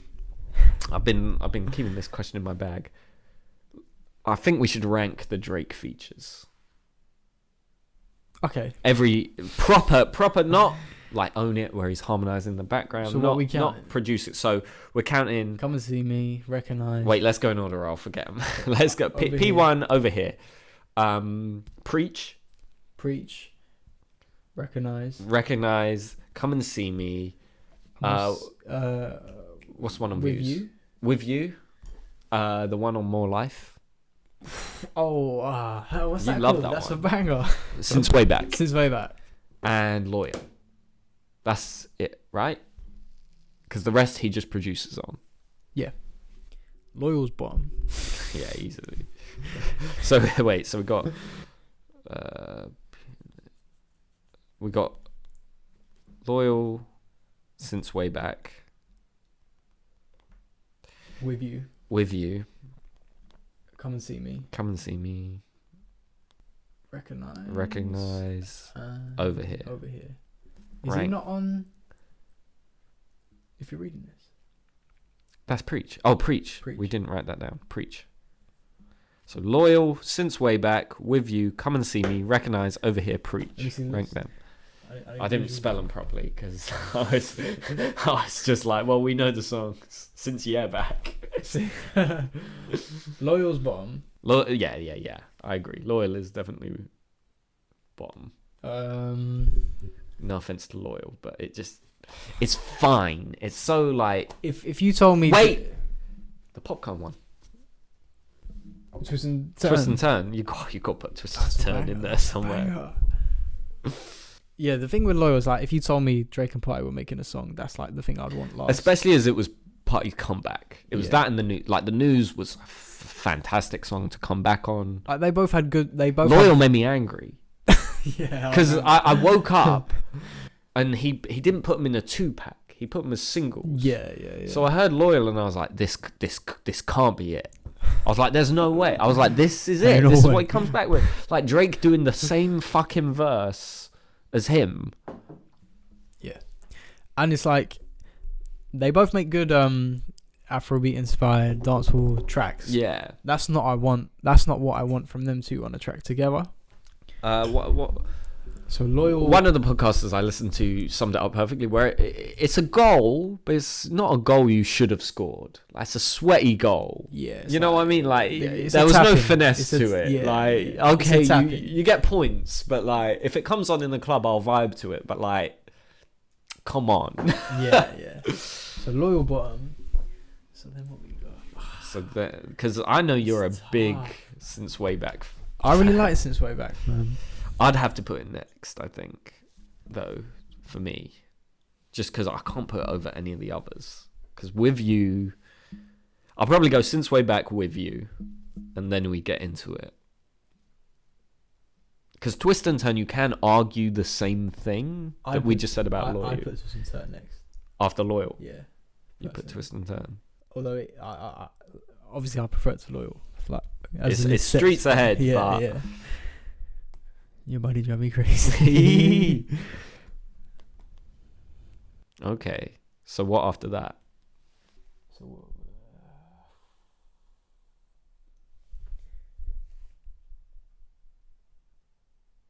I'm not deluded. I'll go Since Way Back. I like. But you really like that song. I do like it. I do really like it, but it's not as good as their other collaborations. Yeah, to be fair. Yeah, that's why I would go Twist and Turn next. Okay, so one. Yeah, just because Twist and Turn, you can make the same argument with Loyal, where it's like Drake basically has the same verse as Party. Yeah. Then it gets a bit tough. This is the thing. Because we're not counting Wednesday Night Interlude because Drake ain't on that.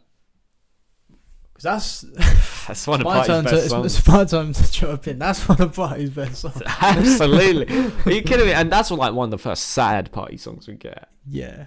It's like, fucking on my head, Miami. Fucking on my head, ring. My only criticism of that song is I don't know why he put it straight after Preach, because they don't flow at all.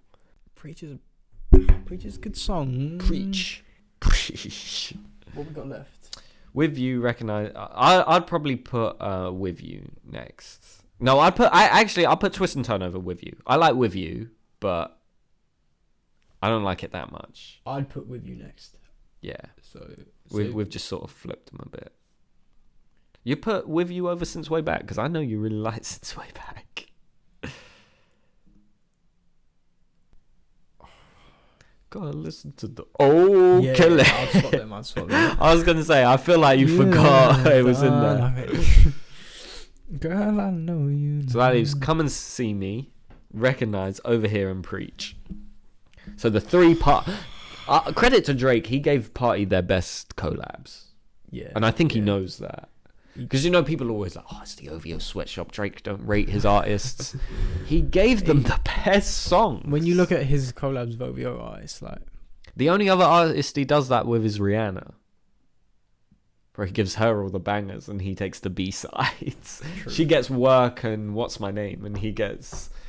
Believe It. No, that's Party. Drake gets the one on Views and Take Care. What's it? One on Views? I just said it earlier.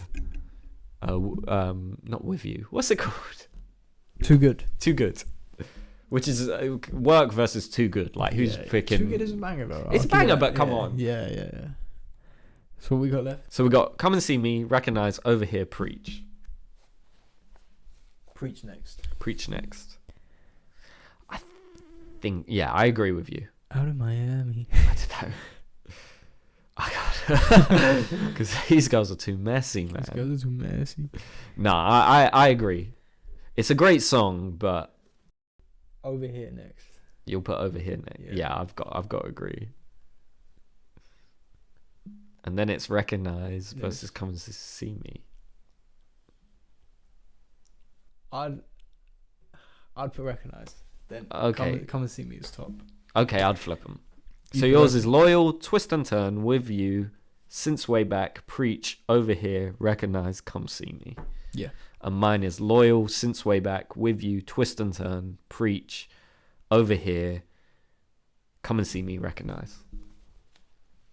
Who'd you fucking see when I'm not there? I can't. Why you gotta start, girl? Why you gotta start? I do like... I mean, let's get back to P3, because we got sidetracked there. P3, we got towards the end. So Joy, a miss. It's fine, but it's a miss. Yeah.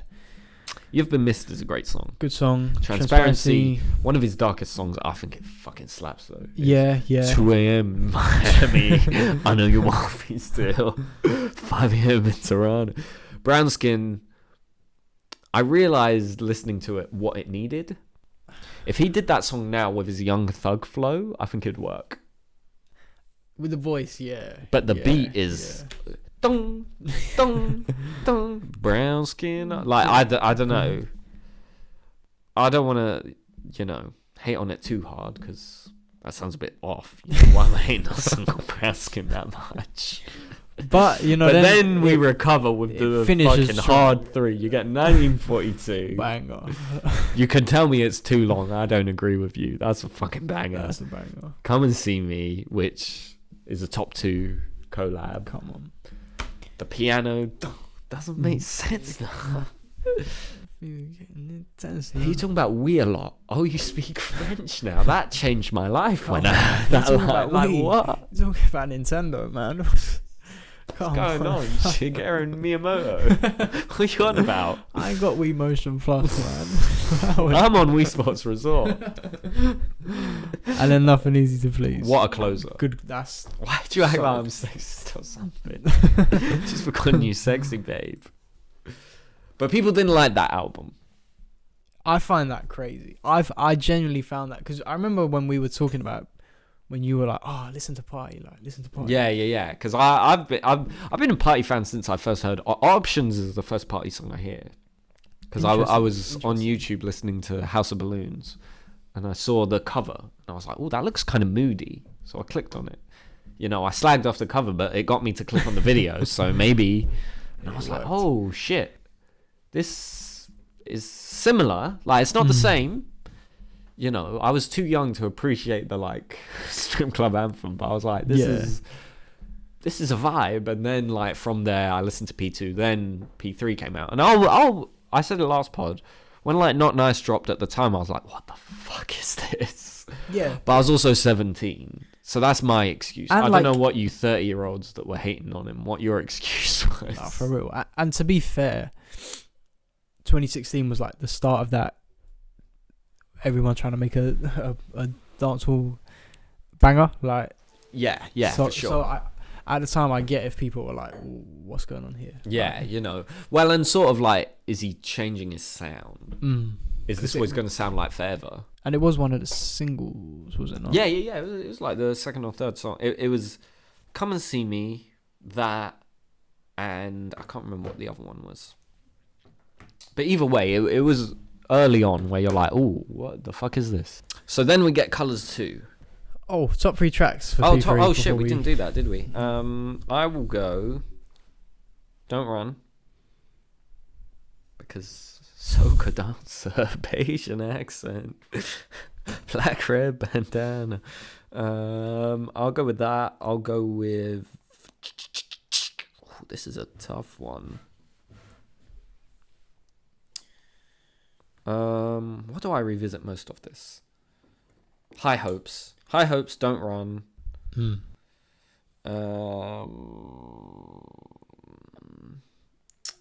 Temptations. Because are you sure my accent isn't a problem? Interesting. I'll go with them. I'd probably go... No, because I'm still up to something criminal. Stealing your piece of... That's a banger, man. I can't not put that in my top 3. But there's a lot I would... This is a good album. This is a great album. Yeah. I'd probably go... I'd put Don't Run as well. But I'd have to put Nobody. That's fair. And then for me... I'd put 1942, man. It's a banger. It's just like... It wouldn't make my even top 5, but I do like that song. It's a great song. like it. It's just like... Drunk turn up. Like, yeah, like you've literally been doing tequila. 1942 like, tequila. You're not so washed up. You're like, yeah, man, whatever. But you're feeling it. You're like me right now. I know what we need. Like tequila, man. Like I know what gets to the next level. So then we hit Colours 2. Colours 2. Which you can it's either there or you can scroll down to EPs and it's in there. It's that one, yeah. Yeah. Great cover. One of Party's best covers. Titties. Oh, let's. He changes his sound. There's that Young Thug influence for sure. He's never done it better than this project, I'll say. No, in terms of like the thug voice and that. Like Freaking You is all you need. Freaking You might be Party Next Door's best song. Freaking You it's up there. Like Freaking You is if wifey even like you, this night might pan out for you. You know what I mean? Like, it's what you need just 4 great songs. Yeah. I don't have a whole lot to say other than it's a shame he felt he had to do this because P3 was so poorly received. But yeah. This did kind of bring it back. Like, I mean, both EPs have like that cult party following. But Freaking You's a hitter. People know Freaking You. Like, that's what I was going to say. Like, even Peace of Mind, like, I know it's not like super popular, but I know people like at least those 2 tracks. I know. Yeah, this certainly feels like him looking for mainstream success in a way, where it's like, here's accessible R&B. He's not too dark. He's not too weird. He's just sort of like, here's something different. I guess, yeah, like Freaking You's like, it's a Jodeci sample. Yeah, you know, and it's like sexy. Yeah. It's not like I'm racking coke off you. It's just like I'm here, I'm throwing ones and we're vibing. And like the other were like Peace of Mind, Low Battery and Rendezvous are very mainstream R&B. Apart from the voice. The voice is because, you know, Party does his own thing. No one... I don't know an R&B artist that did the like Thugger voice. You know, he's clearly influenced by Thugger, but Thugger isn't an R&B artist. True. Yeah. So even within this, he still manages to sound unique in a way. I'll say. Yeah. Now Colours 2, both Colours are good. I think one's great. This is very good, if that makes sense. Which one do you prefer? Colours 1, easily. Smokes it. Freaking You is a great song, but I think the other 3 are carries, man. Good. It does. Press to magic, so. But I don't know. To me, it's just not. Colours 1 is Party's sound. Yeah. Whereas this is Party's newer sound, which I'm just not as big a fan of. Both are good EPs. Both are very solid. But all you could ask for an EP, really. You're still Jenny from the motherfucking block. Jenny from the... Yeah. Like then we hit... Oh, wait. Favourite track, I suppose. It's Freaking You. It's Freaking You. Yeah. Like, no one's arguing. Yeah, surely. 7 days. Then we hit 7 days, which is Party's worst project. But Easily. I don't think it's bad. I'll say. Revisiting it, I don't think it's a bad project. My only thing is, like... I just don't know. I don't know what the goal was here. And, like... When you compare it to like... projects of a similar length, like Melancholy, it kind of makes you wonder, like... Yeah, I see what you mean. Because in its defense, out of 7 songs, I probably like 3 or 4 songs, which is like a good ratio. Do you want to hear my honest opinion? I like all 7, but I just like them. I can't agree with that. I just like them. I have no strong opinion. Actually, I have a strong opinion on 2. I really liked the last 2, but that's it. The others, I'm like, they're cool. If they came in on my shuffle, I wouldn't skip them. But to be fair, I do like Love Me Again. Love Me Again. Love Me Again. It's just, for me, like... The Right Way. That's a banger, man. I can't not put that up there for the top 2. My only thing is, like... Slow, you're like, oh, man, I want no more day and after pill. You know what I find weird on this? Is like... I know you said earlier, like, vocally Party isn't the strongest, but he can sing.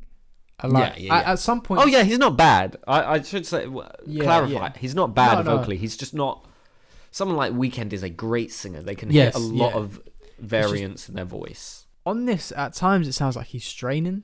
And I don't really understand, like, why. Because he poured boiling water down his throat, then recorded this. He said that on the Zane Lowe interview. He was like, I guess my vocal cord's sharp. And I was like, what? It sounds like he's hella straining. To me...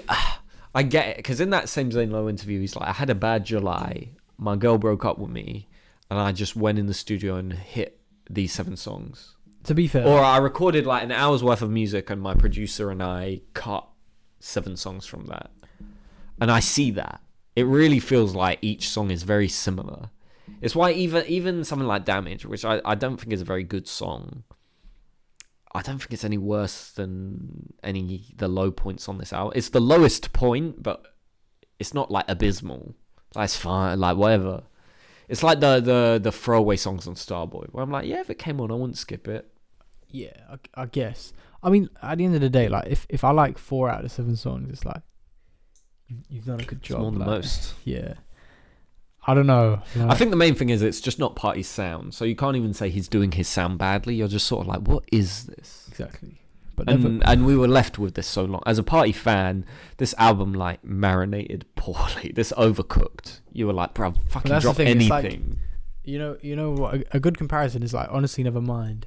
Whether you liked it or you hated it, you get Her Loss straight so soon after. It's like, and that is Drake's sound. Yeah, so it's like, if you hated it, here's this. Did you see the Spin About You music video? It dropped like literally before you came here. No, I didn't. No. It's decent. No. It's fun. Yeah. It started, I was like, it's just them on a yacht, and then they're saving a woman from the ocean, and then it takes a turn. I was like, oh, okay, it's fun. I think the main thing, the perfect Spin About You music video already exists, and it's way too sexy. Like, you know, where they're just like playing up like the romance, like, you know, where he's on the boat with like the sword and the girl. Like, to me, I'm like, that would be my Spin About You music video. So it's like, you gotta do something different. Yeah.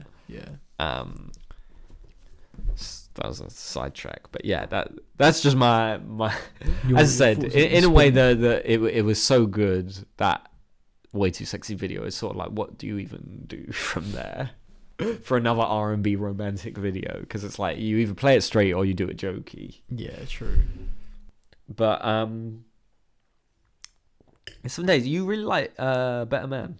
Yeah, I think it's a good song. Yeah, I like it, but Rick Ross's verse is good. It just doesn't belong on this song.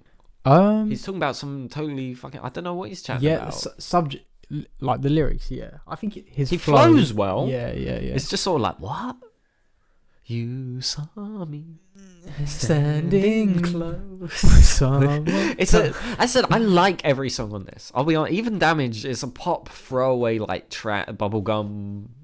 Throw it away. But yes, yeah.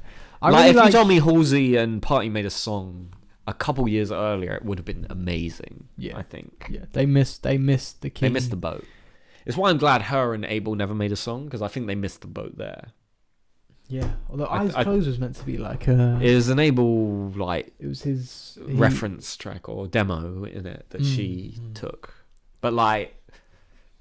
Even if he'd been on there, it wouldn't have been the song you want from them. Yeah. You'd have wanted, like, New Americana era. Beauty and New Americana... Because she was his opener on that tour. No way. Yeah. What, on The Madness? Yeah. She was... it was her and I forget who the other person was. And that, like... That era is... like, Beauty and New Americana is, like, the collab you'd want. Now... I mean, I guess because Abel's so pop now, but it's just sort of like the boat. I don't care. So is she anymore. though. Like what? Yeah, like it'd be like the Post Malone one. Like, yeah, it's fun. Yeah. But like, in my mind, I want like Stoney and Beauty era Posty, combining. Sidetrack, but like Posty. I had to revisit the classics, man. Stoney and Beer Bongs. Hold up.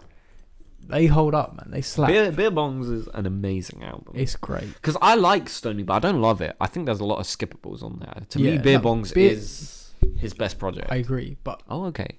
Because before, I don't think you... I agree with you, but I think... Vibe-wise, Stoney's the one. Stoney's got the vibes. Like, go flex. That's all you need. Come on, man. That's what I mean. Why I was... you see Metro talking about when they recorded Congratulations? No. He was like, I think it was like the Super Bowl was on. He was like, we were just in that moment where we were all vibing. Super Bowl. He was like, everyone was in a good mood. You can tell though, like the song is vibes. Yeah, like, you know what I mean? Now they say it's congratulate. Nah, Post Malone, I don't know what happened to him. Shout out to him. It honestly makes me like a bit... He's one of the artists where I'm like, I loved him, and now like I haven't heard that new album still. Same, but I revisit his album before, like 2 songs off it. But you know what annoys like me? Circles and the Young Thug one, and that's it. Yeah. But you know what annoys me about Post? It's like he's not at the point where you say he's fallen off, because he still charts. Yeah, that's the thing. So it's like he can still make a good single. It's forgettable. Yeah, as I said, I like that Abel and Him song more than you, but it is. I'm not gonna lie. To it's be just fair, pop. It has grown on me, but said you love me, but I don't. Say Abel was on Stoney or Beer Bongs. You know what I mean? Like that was the era to have. As I said, Beauty and Stoney should have been the era. Yeah. But getting back to 7 Days, let's close off 7 Days because. Said I make it, you do it. Yeah. Favorite tracks then. Let's hear it. Well, should we do 2 because it's shorter? Let's do two. I'll go Love Me Again. No, I'll go Right Way and Bad Intentions because I love a woman with bad intentions. I'd put Bad Intentions as well. I'd probably go... You were an angel till you ran into tags. You're looking real bad. You're looking real bad for me. I'd go Bad Intentions and... I know you want to put Better Man. I'll go Better Man. Saw me. Standing gloves. I want Rick Ross and Party to team up again because yeah, they could make an amazing song. Rose. Especially at the moment. Slap Drake on there as well. Get the golden duo with Party. Rick Ross and Drake need to do a collab album.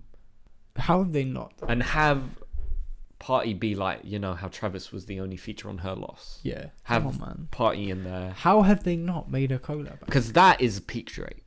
Like that's like Mob Boss. Paranoid Mob Boss, laid back, smoking a Cuban. It's Young Money Drake. It's like it's OG YMCB. Like, because let's be real, what was the song Drake dropped where he's like a decade in and you've yet to hear my most lethal verses or something like that? It's on More Life, I think. And you're like, yeah, whatever. And then like Lemon Pepper dropped, and you're just like, Jesus, like this might be his best lyrical song. Like I don't know, it's up there. You know, it's a top 5 lyrical Drake. Like Lemon Pepper is... That is a fucking song. Like he just went insane on that. To the degree where I feel like he had bars left over and put them on that Jack Harlow song. Ross, like, he warms up the song perfectly. I hear a lot of people like, you didn't need Ross. I think you do. Ross, man, he warms it up. He warms it up. Light enough that he doesn't linger. He gives you like, 20 star jumps, do the stretches. He warms you up. Like, you're ready for Drake. Really, nah, man. They work. They've never missed as well. Although you don't like Money in the Grave because you have bad taste in music. That's the only one I'm a bit like. Put Money in the Grave. I think it's maybe because we played it so much at work. Like, yeah, when it came out. Come on, you can't tell me she that. forgot and she answered the next. Yeah, they're twins, but I can tell their ass apart. You can tell their ass apart. Listen, I think it's one of them ones where you overplay it and you're a bit that because it's their most accessible song. Yeah, because the others are quite long. But so then Partymobile, we're on to Partymobile, which feels like, we've said it before, it feels like Party's second attempt at P3, where it's like, here's a variety of genres. Yeah. I think that's exactly what it is. And I'll give him credit. This flows amazing. This is his best flowing album. Song to song, this flows perfectly. There's never a point where I'm like, wait, what are we doing now? When I initially re-listened to it, I was like, this might be better than P3, to like properly like listen to P3. You know what? Like, nah. Yeah, I do really like Partymobile. Like, you like it more than I do. Yeah, I do like it a lot. I agree with you.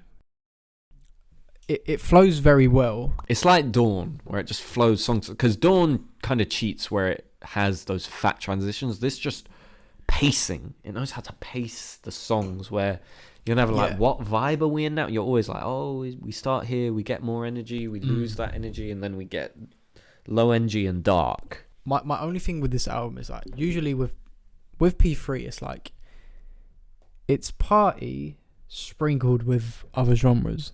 Where this is like other genres sprinkled with party, like, if you get what I mean. PGT, man. PGT's back, and Savage Anthem. Those last three are all you need. Split Decision.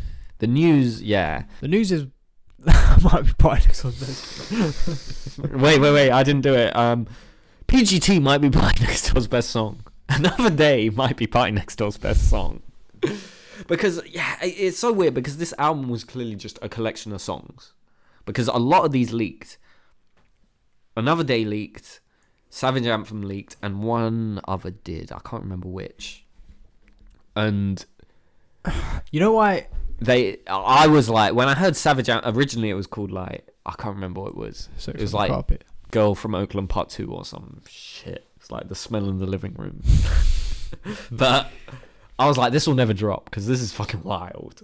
And then when it came on, I was like, okay. And he added that choir in, which I think makes the song. It stops it just being like kind of grimy. Oh, you're like, it's a beautiful outro though. Like, you know, if it didn't have that choir, you'd almost be like, you know, where we were like, Echoes is too sad. You'd be like, Savage Anthem's too grimy. Like, you're just like, ugh. It grosses me out. But the choir like makes it feel like he knows he's in the wrong. Like, I don't know. It makes it hit. It's like that moment in Wolf of Wall Street. You know when they're tripping? Yeah. And it just cuts to his daughter looking at him. And you're like, oh, Scorsese knows that he's fried. Yeah. It's like that where like Savage Anthem is like, you're like, this is the grimiest shit I've ever heard. And then it cuts and you're like, oh, okay, so you know you're fucking wilding out. I don't really know. This album is tricky. Like when we come to do the ranking, it's going to be tricky where to put it because I don't really have like a major I still don't know why it has that name. I hate the name. Partymobile. I hate the name. What does it mean? Is it because you play it in the whip? Like Batmobile, like Partymobile. Yeah, but is it that? I don't know. I never got it. I never got it. And the cover's I hate the name. fine, I guess. Just call it like P4. Nah, don't call it P4 because this ain't P4. It could have been P4. He said P4's coming though. A year and a half ago. I reckon if you called this P4, it would have got more bread. Probably. Because that Nothing Less is a great intro. I told you I'll never come. But it's not on the tier of any of the P's. Like any of their intros. There are a few songs on here that The like, News are on the level of the P's. Yeah. The News, PGT, Another Day, Savage Anthem. Those are the ones. But there are some songs I really like in here. Like Eye on It. One. I think that's one of his better dancehall influenced songs. I think you have too many of them on here though. But I think they're paced well because they're just together. It's like Trauma showing you Eye on It. Showing You has the worst fucking beat I've ever heard. I don't know what he was doing. I heard that with drums on it and I was like, this is a good song. What's the one? I never met a girl like you again. That's Trauma. Trauma's good. That has a great beat. Yeah, I do. That has a great beat. Touch Me's cool. Then it has that weird chipmunk after him.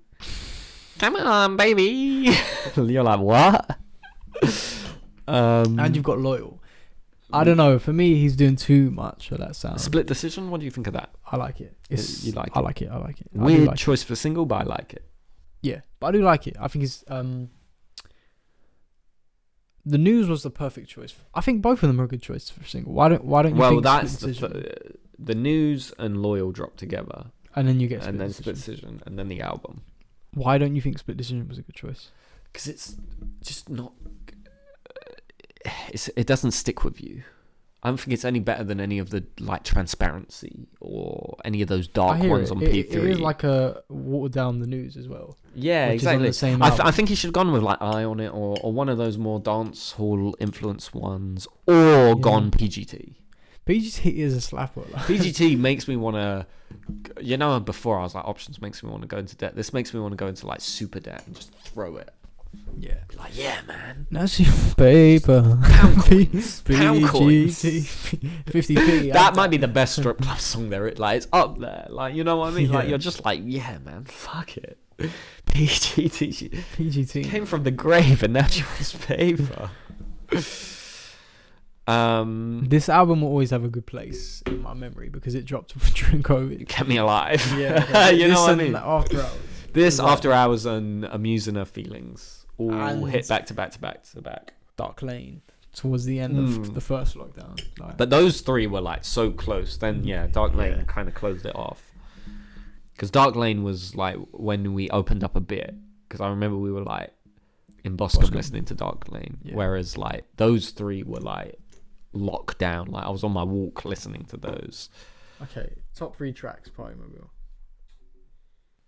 Another Day, PGT, The News. Has to be. I'd probably go PGT, The News, Savage Anthem. Savage Anthem might be the most toxic song I've ever heard in my life, to be fair. But it's... You know what I mean? Like, we're talking about Brent and these people. Like, the thing I like about Party is he can do it, but he doesn't dwell in it. Yeah. The thing is, Party's missing out, man, because 7 Days 2017, Partymobile 2020, like, stop ghosting. And like, we're in 2023. Well, you don't need 3 years between an album. The lane, it's like, there's spaces, man. It's yours. There's spaces. All these people are your kids. Literally. Like, let's be real. Like, most of them are. Like, how many of the people we talked about, like, Weeknd's fucking doing some weird 80s pop shit. Yeah, like who's doing R&B? There's a space there, man. But like the dark R&B, like the R&B where it's like not just the singing. Like Brent ain't on job. The guy, like, he don't drop. Brent, Giveon. you could like body Brent easy. Like, come on, man. Party. Just be more consistent with it. OVO. Do you think they hold him back? Party. Yeah. Definitely, yeah. Interesting. Yeah, I think they do. I think he holds him back though. I think he holds himself back a little bit. That's what I mean. Like, I think he just doesn't want it, but he does. Like, he's conflicted where it's like, I'll do like, what was the fucking one Nicki Minaj on it? I'm gonna run up on you. With Zayn as well, wasn't it? Oh, and that was a different song. The Zayn one. Is that a different song? Yeah, that's a different song. That's like, I can't remember what it's called. The Zayn, Still Got Time. That's what it's called. Oh yeah. Whereas the other one's Run Up. I think it's Major Lazer. Still Got Time. But you know, like, he gave Summer Walker that banger where it's like from what I've like seen of Party is he's very happy to sit back and like write for other people, and that's fair. I just wish we had a bigger body of work. Yeah, because he has so many leaks. This is my thing with him. I'm like, you have so much music, but to not drop an album since 2020. Her Old Friends has to be a lead-in. We can't just sit with that. Hopefully, I got to hear something else because I really like that. I like it more than you like that song. But to be fair, like, has it grown on you? It's grown on me a bit. Yeah, I've Told her not It's to in lean rotation. on anybody. You know what I mean? You're like, that's when you're hating. You know, when you're hating from like the depths of your soul. Is Party the best OVO artist? For me, yeah. For me, like it's not a debate. For me, I'm very conflicted because where I saw Division recently live twice in a row, because I'm a fucking fanboy. I think they're the only ones that have an argument. They're so close. They're the most consistent. I can't. If you argued consistency with me, they're the GOATs, because Party has misses. Every one of their albums. If we did a ranking of them, I couldn't do it. I'd have to be like, fuck, I don't know. Like you'd have to have me like Bowman in the fucking Viet Cong outpost. Like I don't know. What am I gonna say? I'll be like, oh fuck. Like I agree. I think. But admittedly, I haven't heard their latest project. Oh, so good. Honestly, because I remember when it dropped, I was like, I think I prefer Amuse and Her Feelings. Now I couldn't tell you. I really couldn't rank their albums because they're so consistent. No, definitely. And seeing them live, they're so good. Like, but my thing is like, and my thing with that, they've never left their sound. Even they have a single like If I Get Caught or something like that, but the album itself is pure them.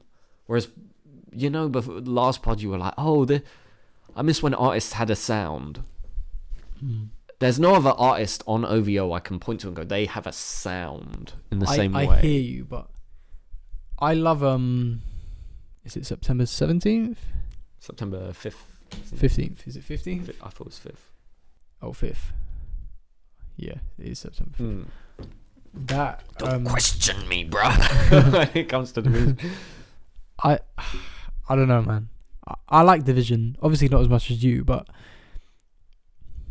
P1, 2, and 3, man. Like, yeah, I agree, but I don't know if I don't know if Division have a project as good as P1 or 2. You could. My thing is, I personally don't think so, but you could argue it with me, and I wouldn't disagree. What would you argue though? What project? September 5th or Morning After.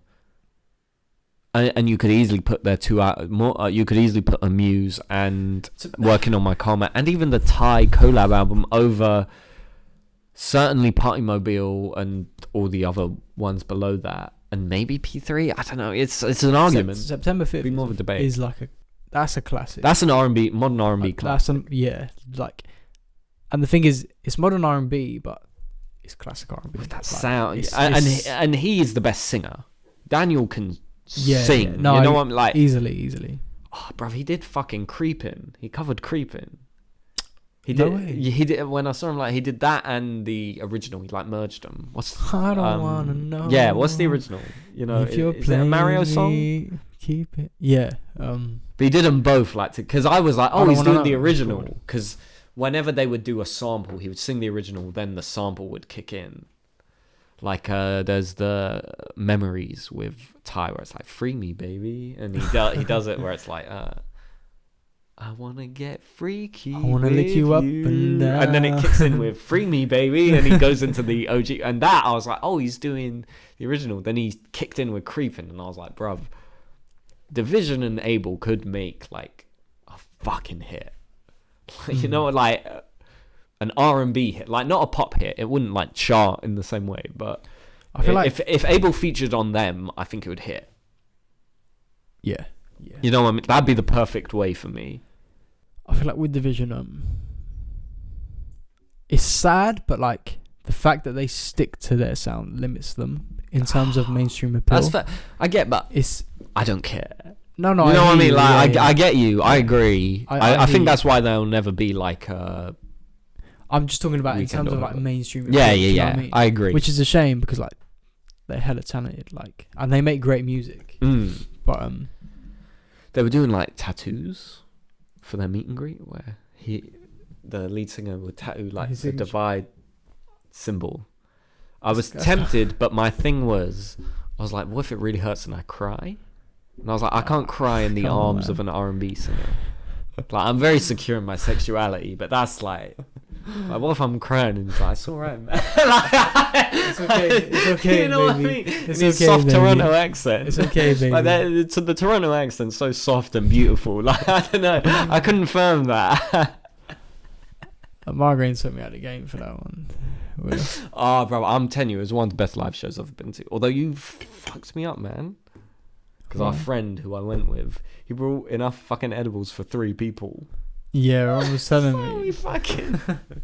Bruv, I was... telling me. When, like, Too Deep kicked in, the fucking bass, I was like, oh, And with me as well. That must have been. Bruv, you could pick any, because they're... Fuck with me now.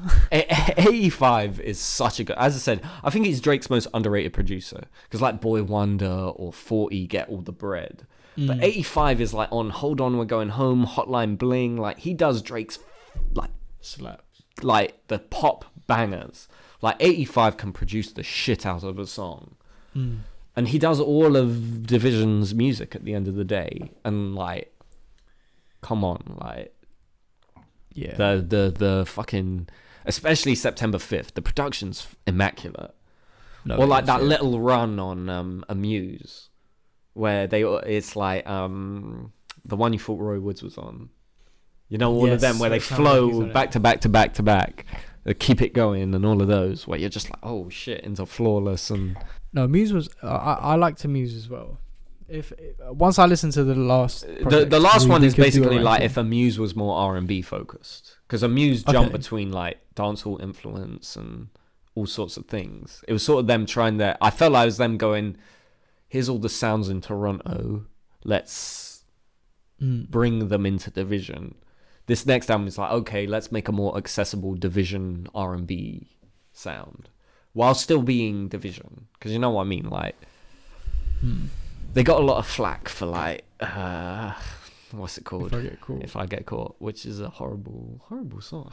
How could you sing about such things? I'm gonna need another rum shot for that one. It's funny though because when they did it live, they cut it off after the first verse. Did they? They were like, "It's too toxic." They were like, "Twitter cancelled us for this one." They did though. Twitter did cancel. He was like, "Oh, you want to hear it now?" Because whenever they cut it off, everyone started booing. They were like, "No, man, why are you cutting it off?" And he was like, "Oh, you want to hear it now?" It's like I've never seen anything on Twitter about Division apart from when that song dropped. People were just hating. Literally in that interview, they were like. People asked, like, why do we do that as our lead single? And he was like, well, it proved itself. It's our biggest charting song. Everyone talked about us. It's not... He even said, he was like, when have you seen people talk about Division till then? Literally, like I've never seen them on the timeline other than for that. Because why would you? Like, they're... Like you said, they have their lane and they stick to it. Which, like, respect to them. Like, to be fair, yeah, I do need to hear the latest take. It is honestly, all it's three there. Because have you heard the Thai one as well? No, I haven't. The Thai one as well. Honestly, I think Division are so consistent. I couldn't do a ranking in the same way because I would be like, it would switch. But their first 2 projects are like top tier. Absolutely. And I do like Amuse as well, but yeah, absolutely. It would always be the first 2, then the rest. But it would also be like the first 2 were great. It's not a gap for me. No, not in the same. Yeah, not in the same as other artists. You know, like if I ranked like Roy Wood's albums, it'd be like the first 3 and then the rest. But like Division, it'd be like okay, the first 2, but also like the others are fucking amazing. Like I can't really. As I said, if you argued with me and said, look. They're the best on OVO. I couldn't tell you no. My personal bias would tell you no. Part P1, P2, P3. But I'd also be like, P3 versus September 5th? I don't know if it wins. P3 versus Morning After? I don't know if it wins. See, when you put it like that, yeah. You know what I mean? You've got an argument. But they're very equal in my eyes. I go to them for different things. If I want to hear vocals, I'll go to Division. If I want to hear like atmosphere, I'll go to Party. I think what made why I like Party is like it was a new sound. Yeah. That he brought about. Like even if people denied that. I know people. Yeah, I was gonna say I know people hate and say like, "Oh, Weeknd, he's just the Weeknd next door." But let's be real, he birthed that like 2015 onwards R&B. The Toronto sound. Yeah. When you think Toronto, when you think Tory Lanez, when you think Drake, when you think him, he birthed it, man. Yeah, let's absolutely. be real. Because Weeknd dropped like a couple R&B tapes, then dipped. That's it. They were always weird. They were weird R&B, and then he dipped. Then he like went pop. Like Party up until because P3 was what 2016. Yeah, same year as Views, and a year off of Starboy.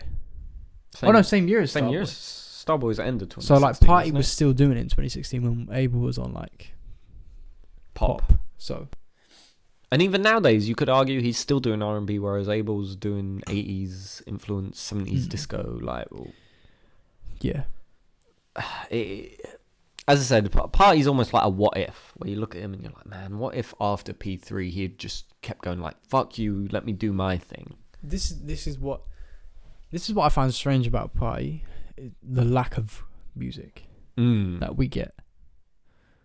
Because P1, 2, and 3 are like relatively back to back to back, and then like after 7 days, 3 years, every 3 years. Like, why are we now down to every 3 years? Like, I don't know. It's been 3 years and like same with Bryson.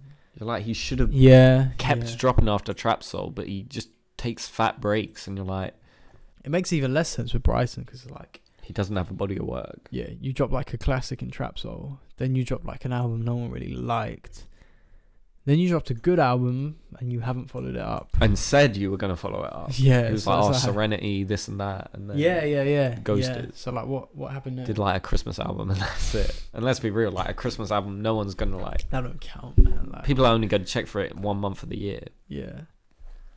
Okay, so did we do? We did favorite tracks. So let's do Party Pack before we wrap up. Okay. Let's give ourselves like 15 minutes, I think. Pure bangers, would you say? This would be the best party tape if I counted it. Like Persian Rugs might be the best Party Next Door song. West District might be the best Party Next Door song. Things and Such might be the best Party Next Door song. And yeah, it's just Don't Do It For You No More. It's a banger.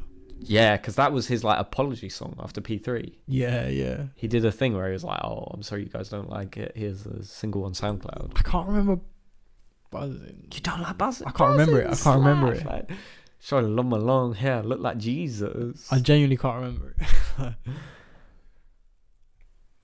You never. What does he say? He's like, let me find the lyrics.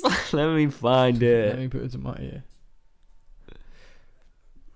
Murder. I know it's. You know I'm gonna ride with you. Pull up on the Addy. Yachty as well. Yeah, Yachty. I need to hear his new tape because I've heard it's mad. I heard the first song. It's like rock or something, apparently. It's like Pink. His like Pink Floyd. Interesting. His like take on Pink Floyd. Your thing is still playing.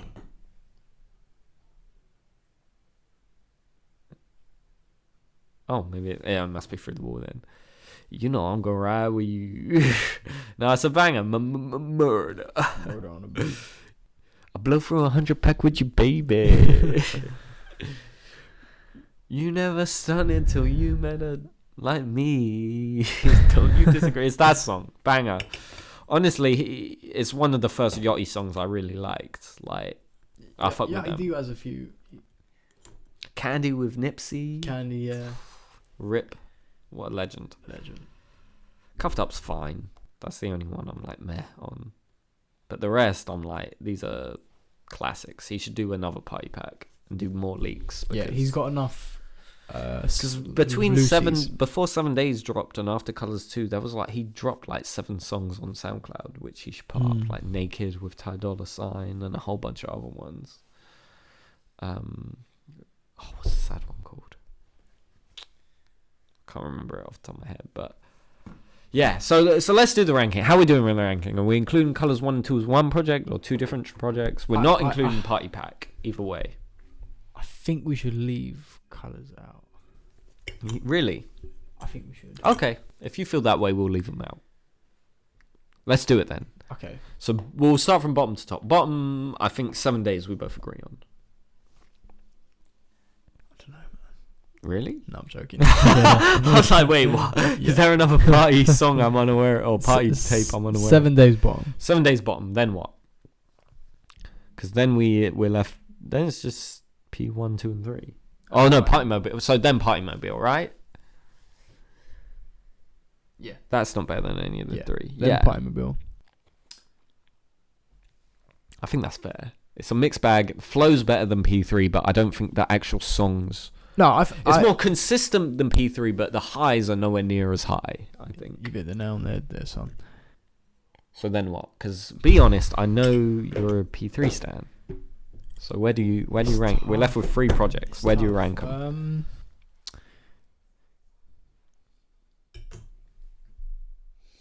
I just don't want to lie to myself. Do you know what I mean? For me, P3 goes next. I can't, in good conscience, put it above P1 or P2. I think I have to agree. Yeah, I think I have to. I think that's fair. It's great, amazing project even, but it just don't outpace them. Song to song, it's not winning. So then that leaves P1 and P2. Either of these, I'm not going to argue with. For me, though, it goes P1 then P2. Just because P2's immaculate. Like, you know how we talked about P1, you're like, oh, this is kind of weaker, this is that. You can't point to P2 and say that. I think for me they're interchangeable. But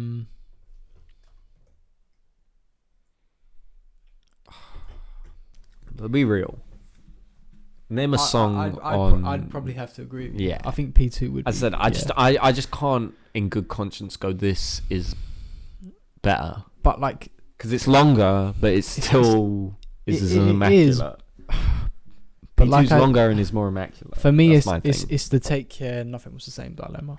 Like, either or. Like, yeah. I won't argue. I think P3 clearly has a slight dip. Like, yeah, absolutely. Whereas like one 2 and songs 2 I'd skip on there. Whereas these 2 are like immaculate. Come on, man. Like, as I said, classics. I feel like we've made our point on them enough. So you went 7 days. 7 days. Oh, we had the same Partymobile, ranking. P3, P1, P2. We I feel like we if we finally threw colours agree. in there, it'd be different. Okay, let's just for the band size for cut. So 7 days. 7 days.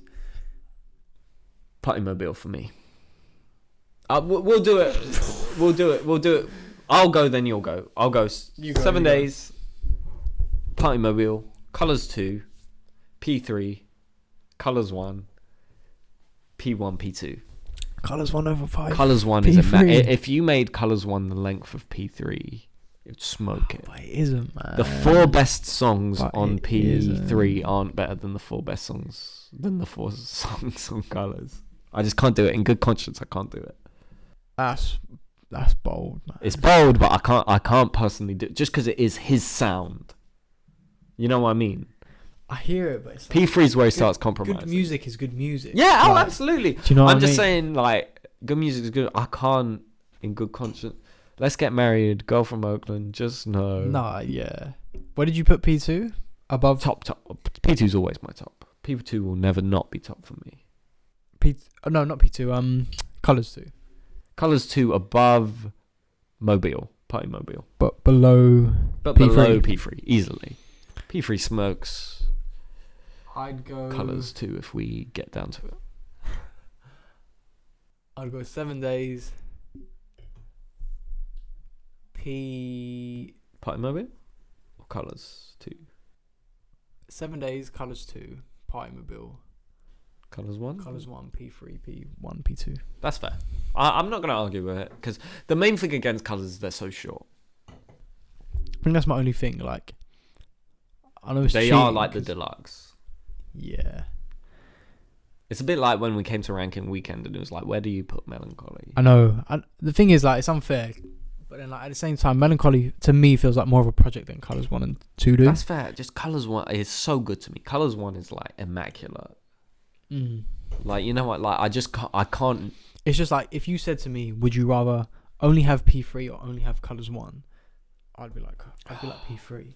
But that's just because it's more songs. Like, I don't know. Thing, like, but if Colours was the length of P3, I would take it though. Or if you told me 4 P3 my 4 favorite P3 songs. What? So you take versus Let's Get Married and all of them. Okay, so like I think I'd have to take them. So you take those 4 over High Hopes, Don't Run Nobody, and Come and See Me or something. Transparency. Yeah, like I'd have to, just because Let's Get Married is Party Next Door's best song. Let's Get Married is a banger. I like it because he follows up with "Still, I need me a freak." He's like, relax, like no matter what, I still need me a freak. So I think that's a good play. That's our ranking. Let's wrap it up. That's our Party Next Door. We've talked it through. Yeah, it's the first one we've agreed on. Yeah, pretty much. If you don't include colours. Yeah, but even then, I don't think it majorly fuck, because I can still see it's not like putting Kissland over Thursday where I think you've been smoking crack. Like, but that's valid. That's valid.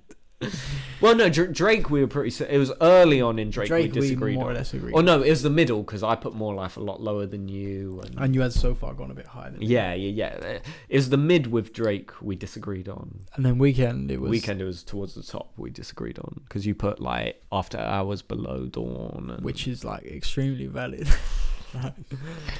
I'd say Dawn FM is like it's like the greatest album of all time.